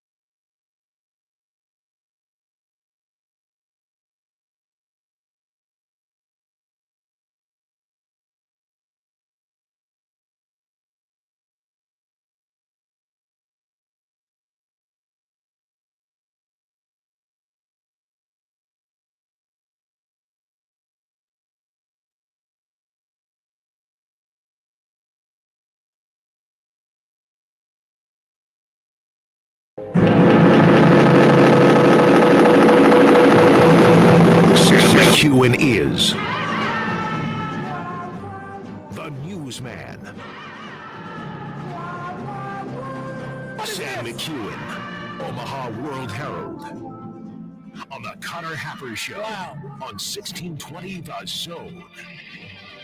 All right, please disregard the horrendous noise you heard at the start of that. Yeah, other than the start, I mean, we got it. We got it. But Sam, it's been 3 years. Sam has been a weekly guest in this show, and now he has an open. Hi, Sam. How are you? I'm good. How are you? Good. The newsman. That's what we're going with. I like it. That's we're cooking on that one. I think Josh did a pretty good job. You did a great job. Perfect. Thank you. All right. So Notre Dame and Ohio State in the national championship. Before we get to the Nebraska stuff, Notre Dame and Ohio State in the national championship. What are we looking at with that game and specifically the Notre Dame angle is really interesting and how they've created a place where they can play for a national championship again. I guess what's your sort of takeaway from the matchup that we have in those two teams? Yeah, I think, it's Notre Dame is a team that I think a lot of other college football teams can look at and say, yeah, that team resembles something we could be. Yep. They have a good coach. They play hard. They run the ball. They stop the run. They don't have one of the planet's best receivers, right? So they're not Alabama with Devonta Smith, and they're not Ohio State with Jeremiah Smith. They're kind of a blue collar program. They got players. That's not all Rudy on their sideline. They got 4-star guys, maybe 1 or 2 5-stars, but that's not a recruiting story. Like Ohio State right. is a roster. And I'm not trying to knock anything they've done. They've gotten here. They play hard. Their 2 best players might be their 2 hardest workers. So Jeremiah Smith and Caleb Downs are extremely good, and they also play hard. So you don't want to take anything away from them. And then they went and got a quarterback who I think actually kind of fit what they needed. He's kind of a rah-rah guy. And unlike Kyle McCord, who never seemed happy there, I think Will Howard seems thrilled to be there. And I think that's probably helped them in the playoff. And so, they've put together a good team. But Notre Dame looks like a program, you watch them on the field and you're like, hey, you know what? That could be Nebraska. Yeah, you know what? That could be Kansas State. That could be Oklahoma. They have a template that you feel like other teams could duplicate. And they've beaten good teams on the way here. So they beat Indiana. They beat Georgia straight up. No jokes, no fluke. They kicked Georgia's butt for 3.5 quarters or 2.5 quarters. Mm-hmm. And then, they beat Penn State. They deserved to win the game. I thought Penn State squandered some opportunities early and probably should have had a 17-0 lead, but didn't. So that's the story of this game. I think it's natural that Ohio State is favored. I think they should be. I think they're probably the better team, but you just never know. I mean, there's been national championships that have been won by the less talented team. I think of 86 Penn State. I think you could argue 94 Nebraska was not as talented as the Miami team that was across the field from them. I think you could argue there's been some other teams, 02 Ohio State. No way they're as talented as Miami, but they won the game. And that's kind of what you're looking at on whenever the game is, I guess next Monday, is you're looking at Notre Dame having to play very close to a perfect football game in order to win. Yeah. And they might. They very well might. They're also the type of team too, Sam, just by my estimation, that could give Ohio State some issues, right? They don't turn the football over. They take advantage of their opportunities. Their quarterback is sort of an X factor with the way he's able to run the football and make plays, right? Like I think that's where they can make up in the, we talk about, we're going to end up talking about like intangibles and stuff like that. And there's something to that, but I sort of like from Notre Dame's perspective, how they can match up with Ohio State. Yes, they can match up with them. They can give them trouble. And Ohio State has had trouble against teams like Notre Dame. They lost to Michigan.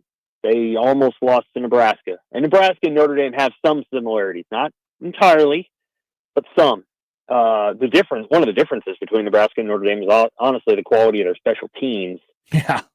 Right now. Now Notre Dame's special teams struggled for a while there when their kicker was banged up, but I think there's similarity that Ohio State's going to have a little bit of trouble with a team like that, whereas Ohio State's been very good against Texas and obviously Tennessee. Yeah, but Texas Again, they kind of played the role of Notre. I mean, they kind of just hung in there, right? And they did, and until what happened, they turned it over, right? They made the volatile mistake.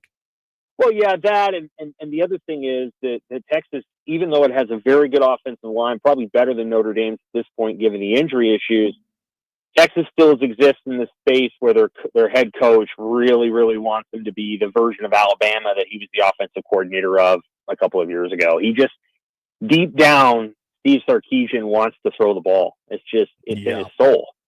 And when they get down there on the goal line, they do not have a power.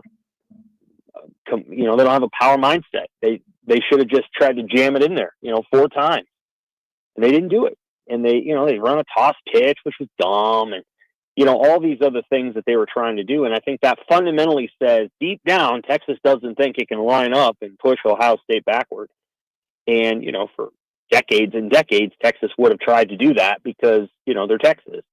It didn't matter who was across the line of scrimmage from them. And so I think Notre Dame's going to be like, well, we're just going to try to jam it in there.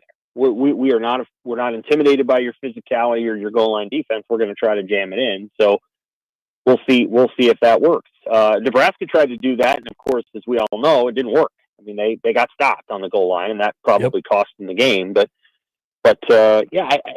Ohio State. I mean, Oregon is a great team. You take them out of that stadium, though. When you take them out of Austin Stadium, they're not the same team. We saw that when they left their home park, they were not as good. And when you put them in the Rose Bowl, you saw that Ohio State, A, had as good of skill players as Oregon, and B, they just outmuscled them all over the field. And Oregon is still fundamentally a spread team. I think Dan Lanning is trying to make that transition to a power team, but they're not there yet. They're still a team. They're still finesse. And Ohio State will finally face, in my opinion, a very physical team who can match them up and wants to match them up. And so, Ohio State's going to have to beat them probably on the edges of the field. Which I would give Ohio State the advantage of doing, which is why I think Ohio State will win. Sam, I want to ask you one more, and you sort of touched on one possibility here. What do you think the odds are that an NFL team this cycle jumps into the college ranks for their solution at head coach? I think there's an opportunity based on who might go in. So you got to wait and see it out. Obviously, Marcus Freeman will be an interesting candidate, although he may want to stay in college. I think Ryan Day, if he wins a national championship, could very easily say, my work is done here. I got you your title. I don't want to put up with whatever's coming down the pike from the fan base if we don't beat Michigan next year or something. He could very easily go to the NFL, and I'm sure there would be many suitors. And so those are probably the two that I think of. I think Sarkisian's probably best fit at in the collegiate level, and then of course Matt Campbell interviewed for the Bears job. I don't know if he's going to get that job. I'd be surprised if he did, but there's also Dion. There's Dion, right? And so Dion's going to have to, get a team that really is interested in bringing him aboard, and he would have to adjust obviously a little bit of what he does in terms of coaching, and then I think whoever tries to hire Dion is going to have to, have a conversation about whether they can manage to get his son as quarterback. I don't think they're a package deal. Like if some winning team came to Dion and said, please, like the Cowboys, if the Cowboys decided they wanted to hire Dion Sanders, they're not going to replace Dak Prescott. So, I'd be curious to see if Dion can do it. He may give it a try. You just never know what his success level will be at that level. We've seen coaches have success at the NFL level, and we've seen college coaches really struggle at that level too. So I would be intrigued to see what he's going to do. Sam, I know this is one of the things as we talk about a little Nebraska football here with Sam McKewon of the Omaha World Herald. I know this is probably something that we mention going into most springs, how the competition will be, really fierce, whether it's for starting spots. And in this case, it might be for roster spots, for spots on the team. Nebraska will be loaded up with more than the allotted people that they're going to be allowed to have in the fall on their team coming up this spring. And is it your anticipation that they'll probably just have that and let a lot of it sort itself out in the spring with the competition? Yeah, I think there's probably going to be some position battles that go through the spring, and we'll see what happens. I mean, at the end of the day, there's probably going to be some guys that leave here in the next week or so because school's about to start. But a lot of them haven't left. Obviously, they still have numbers on the roster, so there's going to be some battles. Obviously, John Butler and Addison Williams wanted to go get some defensive backs, despite there being defensive backs on the roster. So I'd say the battle is at that position. On the defensive line, I think they'll probably try to keep them all. I think linebacker, there might be a couple of guys that leave. But then again, the two guys they signed are seniors, so they only got 1 year left. And so, there's going to have to be players behind that too. So we'll see. It's going to be really interesting to watch. I know that. I think they feel like, they're close to where they want to be. They feel like they got the guys on defense that'll help them. There might be one great defensive lineman short, but they cost a lot of money. Mm-hmm. On the offensive side of the ball, they're probably an offensive tackle short. But again, you can go in what we call the spring transfer portal and try to find a guy there. The cost probably goes up because what happens during camp in the spring is somebody gets hurt. And so all of a sudden, Texas has got to go out and get a guy because they don't, guy tore his ACL. So if you're going to get a tackle in the spring, you better have money available to do it because that guy will probably cost more money than some of the guys that are in the winter. So, I do think Nebraska has the money to compete. I think they've gotten players in the portal who were high valued players that could have gone other places. Dankey could have probably gone a lot of places, and he's going to Nebraska, which means they probably had to. He didn't come here for free. So I think Nebraska's competed well so far. They've missed out on a couple of tackles, but again, those guys cost a lot of money, and you're not always going to win those. And we'll see what happens. But I think they're in pretty good shape. Yeah. For spring for sure. What you just said is a really interesting wrinkle that I hadn't really thought about yet, where or just maybe in those terms, if back in the olden days, I guess, if you would lose a guy to a season-ending injury in spring ball, say as you're starting whatever, running back, wide receiver, quarterback, even, it was kind of viewed as a death sentence, or at least you had the rest of the year to kind of figure out what else you had, and you could make adjustments. In this case, now you could just get a whole new player, or you could you could completely change the outlook of your team based on getting a guy after spring ball, whether that person is in the portal, quote unquote, available or not. It's an interesting wrinkle that I don't know that we've seen the full, consequences of quite yet, at least at Nebraska. We haven't seen the full consequences of how it's going to work this spring. I think, again, there's ways to back channel communications with various programs to say, hey, what do you think? There will be some guys, not a ton.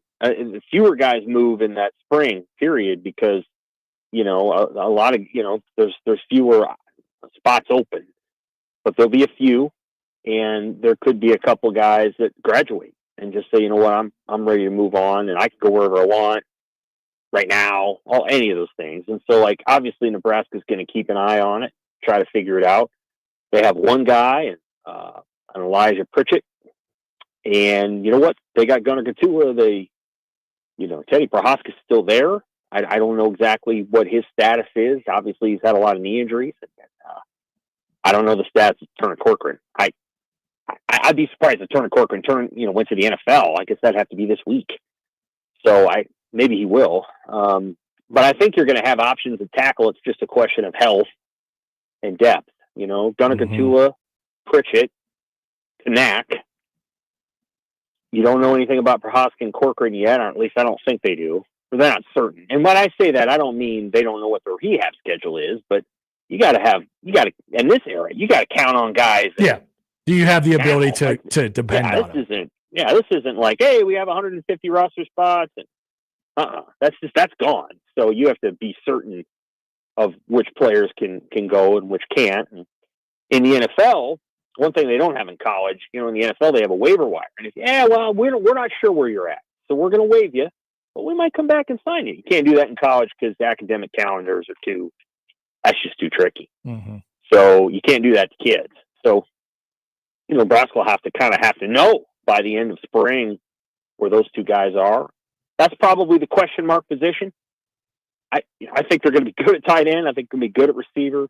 I'm just telling you that what they feel about the running back position, and they feel good about that. And I just don't know that they're going to put a massive financial investment into going and getting what they would consider to be a number 2 back. Doesn't seem like it. So if there's a financial investment to be made, I think it's going to be made along the line of scrimmage. Yep. But they like the guys they have, and they have a lot. They have a lot of guys who they like. They like their tight ends. And you can tell the positions where they like the guys is the positions where they haven't added anybody. Right. All right, Sam, that's a good little rundown as we, the transfer portal should be a little quieter here in the coming days and weeks, and then it'll fire back up again after spring ball. We appreciate the time as always. Enjoy your week. Talk to you later. Take care.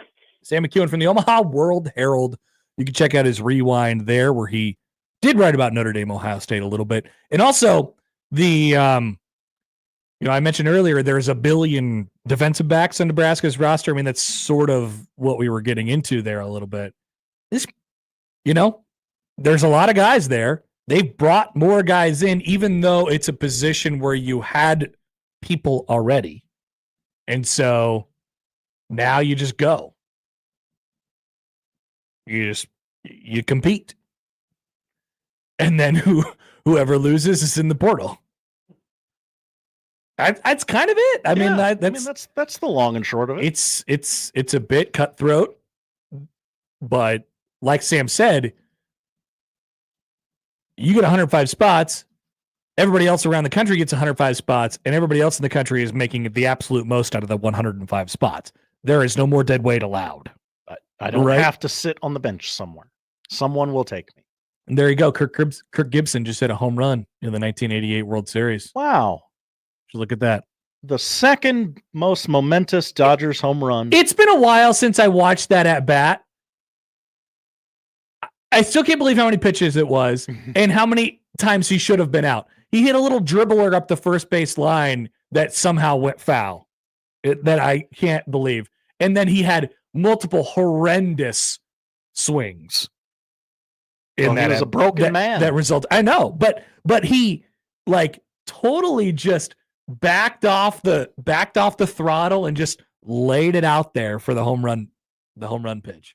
And then he's getting mobbed after he gets into the dugout. He's like, please get off me. I'm broken. My body does not work anymore. Can't believe Eck would allow that to happen. They were just showing Mike Scioscia's at bat right before that. Got on base. Mike Scioscia. People forget about the 2002 World Series. That's right. There you go. And his appearance on The Simpsons. Mike Scioscia was on The Simpsons? Yeah. Nice. He was on that softball team that Mr. Burns assembled with Griffey and Ozzie Smith and Roger Clemens. And Mike Scioscia was there? Wade Boggs. Yeah. Weird. Of all the people who were big in baseball at that time. All right. So we'll come back. A few things I still would like to touch on, including I've talked about this a few times already, but the fantasy football punishment that I don't want to hear about anymore, and a really, really sad item from Nebraska women's basketball from over the weekend. We'll get to that as we near 2:00 here on 1620 The Zone.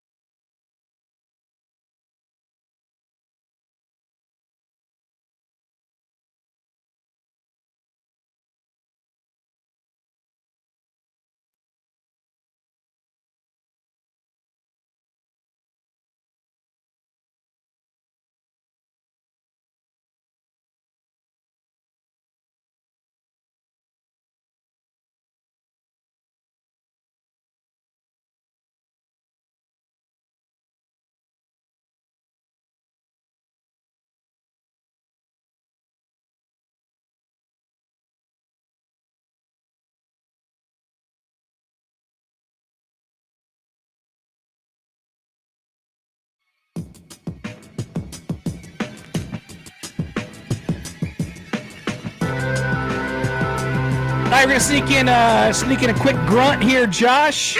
Vikings, Rams. Vikings 2.5-point favorites in Arizona tonight. Grunt it. Ooh, yeah. All right. Whoa. What the hell is the Buffalo-Baltimore grunt going to be like? Get ready. I'm not sure your brains can comprehend it just yet. Also, I love NFL playoff games. So I have conflicting feelings about NFL playoff games and the way that they are broadcasted to us. Number one, they took away Carrie Underwood last night. And it's not, I'm not being horny. I'm saying I like when they play Carrie Underwood because I've talked about this before. I love the transition that they have into the game. It's clockwork. It happens at a certain time. And then it goes straight into the aerial shot of the stadium. And Tirico brings me in. And it's just Sunday. Okay. And last night, everything got thrown off because there was no Carrie Underwood. And they had the aerial shot and it came in early. And then they had the national anthem. But the positive part about the playoff broadcast is they usually show the national anthem. Yes. I love that. Connor here for the national anthem. Special. I'm not standing in my house with a hand over my heart or anything like that, but I appreciate my son does a good national anthem. And I have to give credit to one American city. One American city for the things that they do. Just one. Yeah. It's the city of Baltimore. You know what they do when they play the national anthem. Oh, say does that stars, and then they go, oh, like for the Orioles. Oh, that's say what the does. crowd shouted. And it was amazing. It was for the Ravens game, for the Ravens Steelers game. It happened, and I went, oh, that's really cool. What was that? But then it happened again, very minorly, in the Football Commanders Bucks game. The small contingent of Football Commanders fans said, oh, say that. And it was great. I love when they do that. It's very cool. And I'm not huge on like making a mockery out of the national anthem or anything like that, you know, not a big, like, let's put a joke in there. But when you do the, you know, you throw that in there, it's organic, it works. Home of the Chiefs, home of the Jays. What do we think about that? Lazier. Yeah. Lazier. I mean, so I appreciate the good people of Baltimore. I think the Mavericks could adopt this as their own. Omaha. Oh, interesting. I wonder if they do. I've never noticed before. But the good people of Baltimore always bring it. YouTube comment from the Amazing Daniel. Hi, Amazing Daniel. Good. That song is awful. Talking about the Carrie Underwood song. Oh, yes. The song is horrendous. Oh. And they've massacred it. Oh, God. I thought he was talking about the anthem. Well, I don't know.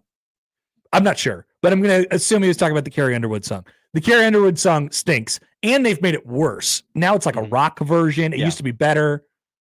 But it's not the song. It's the way the song makes me feel. She's got pipes. Let her use the pipes.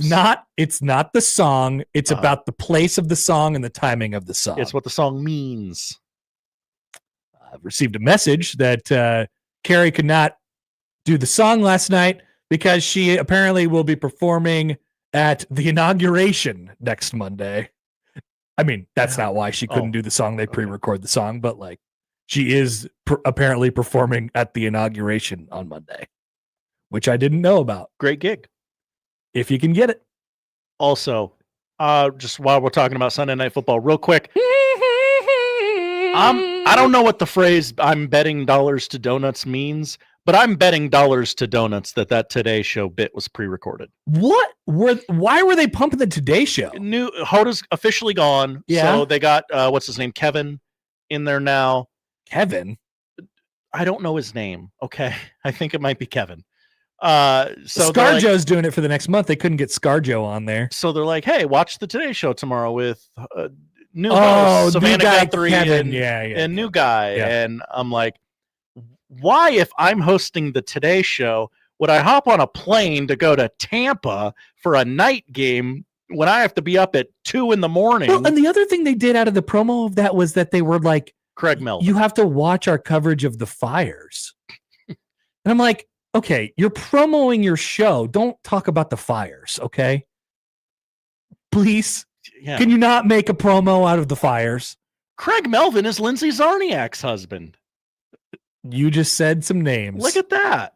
Lindsay Zarniak, czar of the teleprompter. Lindsay Zarniak, Sports Center. Yeah. Okay. Yeah, I remember that name now. All right. Sports Center. Imagine watching that. You watch it every night. I know, I do. I know. The one with SVP is good. The other ones, I don't know who the people are. Couldn't tell you. But I still watch it. Yeah. Just a clarification on the anthem from Amazing Daniel. Is mid. The anthem is mid. That's actually fair. The anthem is pretty mid. Great song for a great country. The anthem is not a great song. The words don't make sense for 2025. The anthem is good. That's your official stance? Official stance. Just like Nebraska ball, the anthem is good, Josh? Interesting. Listen. Nebraska ball is good. The anthem is good. Still don't believe you. Difference. Please, here's my request. Please find a new fantasy football punishment than going to the Waffle House and staying there for 24 hours, but every time you eat a waffle, you get an hour off. Please find a new punishment. I don't care. Why does it get 1,000? Why does it get retweeted on my timeline every time it happens? It doesn't have to. It's not entertaining. It's not funny. I mean, it was funny. It definitely was funny. First couple times if you're hearing about this for the first time today, you're like, oh, wow, what a great bit. Mm-hmm. But I heard about it a long time ago, and it's now run the course. Asian Joe suggests going to a Waffle House and starting a fight. That would be funnier. That would. That would be a good bit. Hey, you have to go and start a fight with the biggest guy at Waffle House. I don't know who it's going to be. The chef. Yep. You have to go. You have to go in the back and fight the chef. Frying pan to the back of the dome. Now, that's a good fantasy football punishment.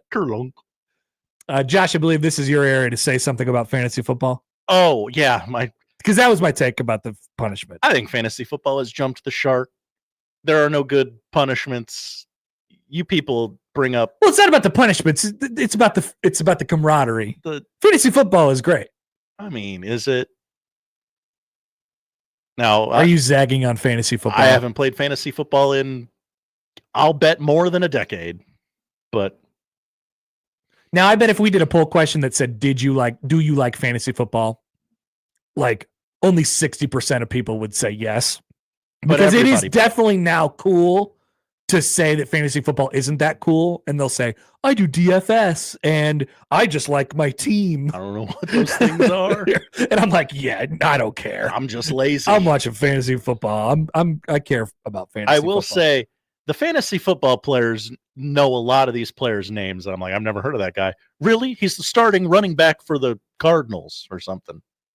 Yeah, maybe that's a good It's a good suggestion that you should pay more attention to the league. Where did that guy go to college? I've never heard of that guy before. Oh, he went to Tarleton State. That is a good way. That is a good. I mean, that's how I keep up on the NBA sometimes, though. Mm-hmm. Back in my day, when I used to have, I still have a fantasy basketball team. Wow, that's right. You haven't touched. Oh, should we check on this? I haven't looked in a long time. How's Paul George doing for you? Oh, it's gonna make me recover my account. Oh yeah. Okay, hang on. Definitely need two factors. Okay, Connor's crazy team.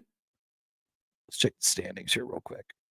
Connor's crazy team in the fantasy league that I accidentally joined that one night is 5-6. Hello, respectable. How am I 5-6? Nobody must care. Wow. I'm 7th out of 10 teams in the league. There's one team that's 11-0. Nathan's nice team. I'm sure that's the one guy paying attention in the fantasy league that I accidentally joined that one time. Uh-oh. What's this? Oh, boy.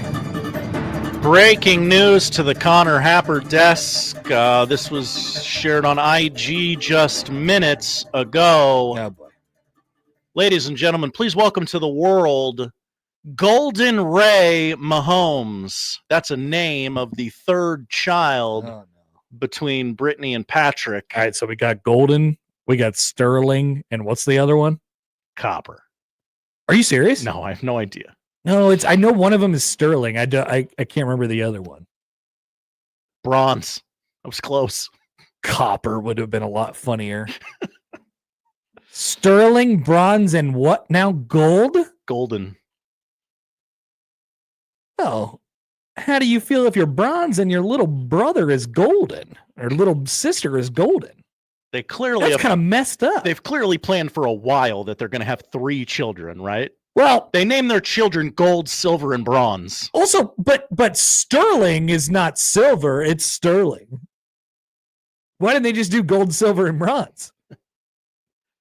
I think people would understand the bit a little more had they done that. Yeah, because like you're really close to not naming them names at all, just things. So why not just go all the way? I'm bronze, really, Dad? Oh, no, you're the oldest. I'm happy for the Mahomeses. Nothing but respect to America's first family. He can come back to work now. He had what a great time for it. He scheduled couple weeks off here, basically. Took the week off against the Broncos, took the bye week this week, had a kid, come back, beat the crap out of the Texans, go to the AFC Championship. And in between those two things, Brittany can get to D.C. for the inauguration. Yep. What? It's a big deal. You want to go? You can go. Yeah, she's allowed. She can go. Yeah. Many people will be there, I heard. The most people. We're back with the polls. We'll tell you what to watch next on 1620 The Zone.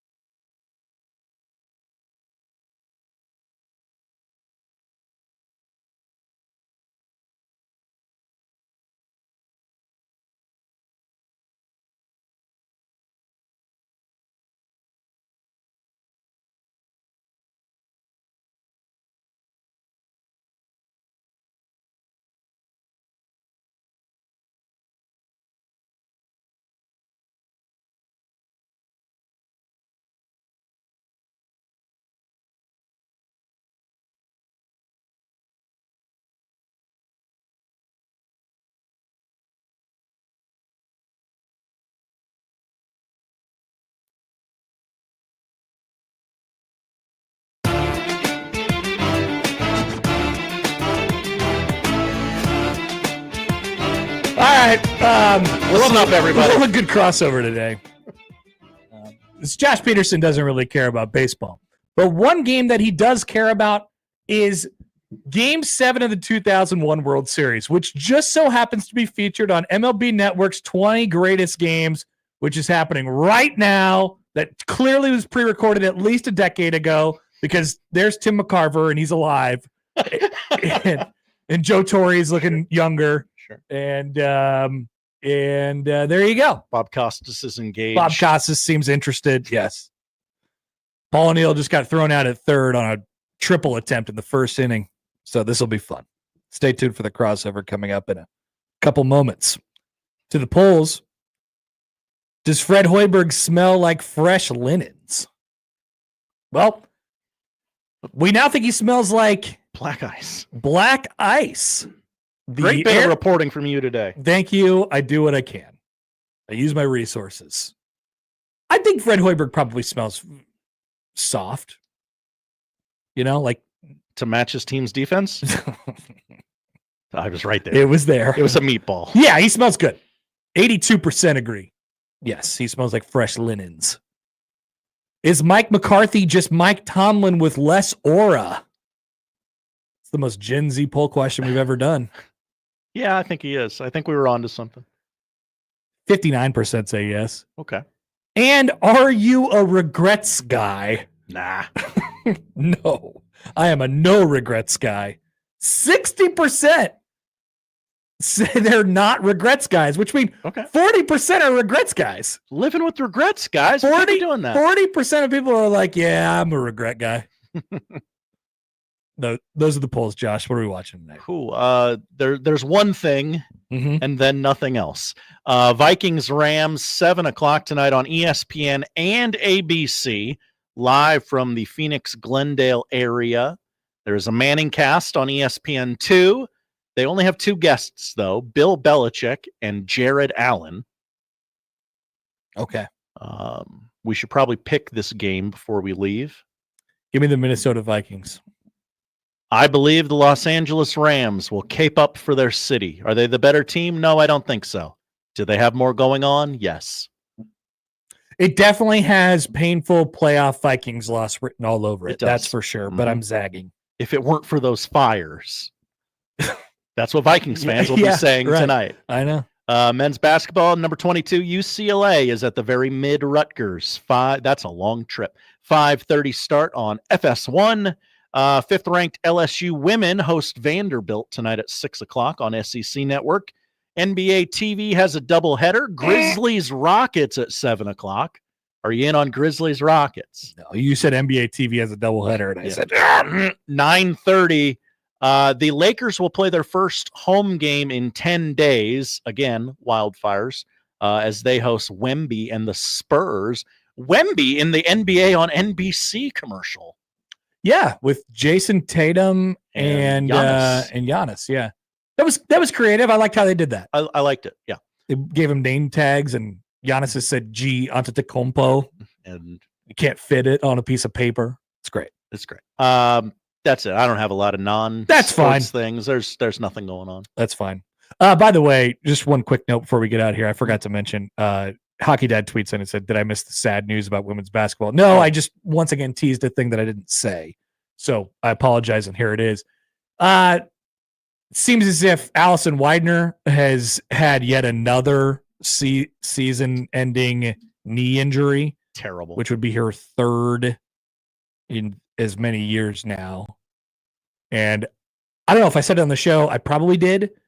After the game on Tuesday of last week, I was like, whoa, that's starting to look like Allison Widener again. Like literally the first time I thought that. Mm-hmm. And then she got hurt in practice. Boom. Prior to them. Yeah. Like practice. Like immediately prior to they always practice and then they leave. They practice, they get on the bus, they go to the airport, and then they go to Rutgers. Oh, wow. They're practicing. That happened. They get on the plane and leave without her. Oof. Sucked. Yeah. I mean, she's an incredible kid. And she has struggled like with all of this for the last couple of years.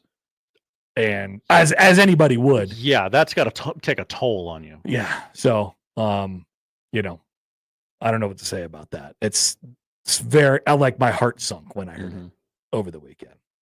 So our best goes out to her and of course, all them folks over there in Nebraska women's basketball. Okay, not to bring it down on a sad note to end the show, but that is the way the cookie crumbled today. That's it for us. If you missed anything, 1620thezone.com is where you can find it. The crossover is next.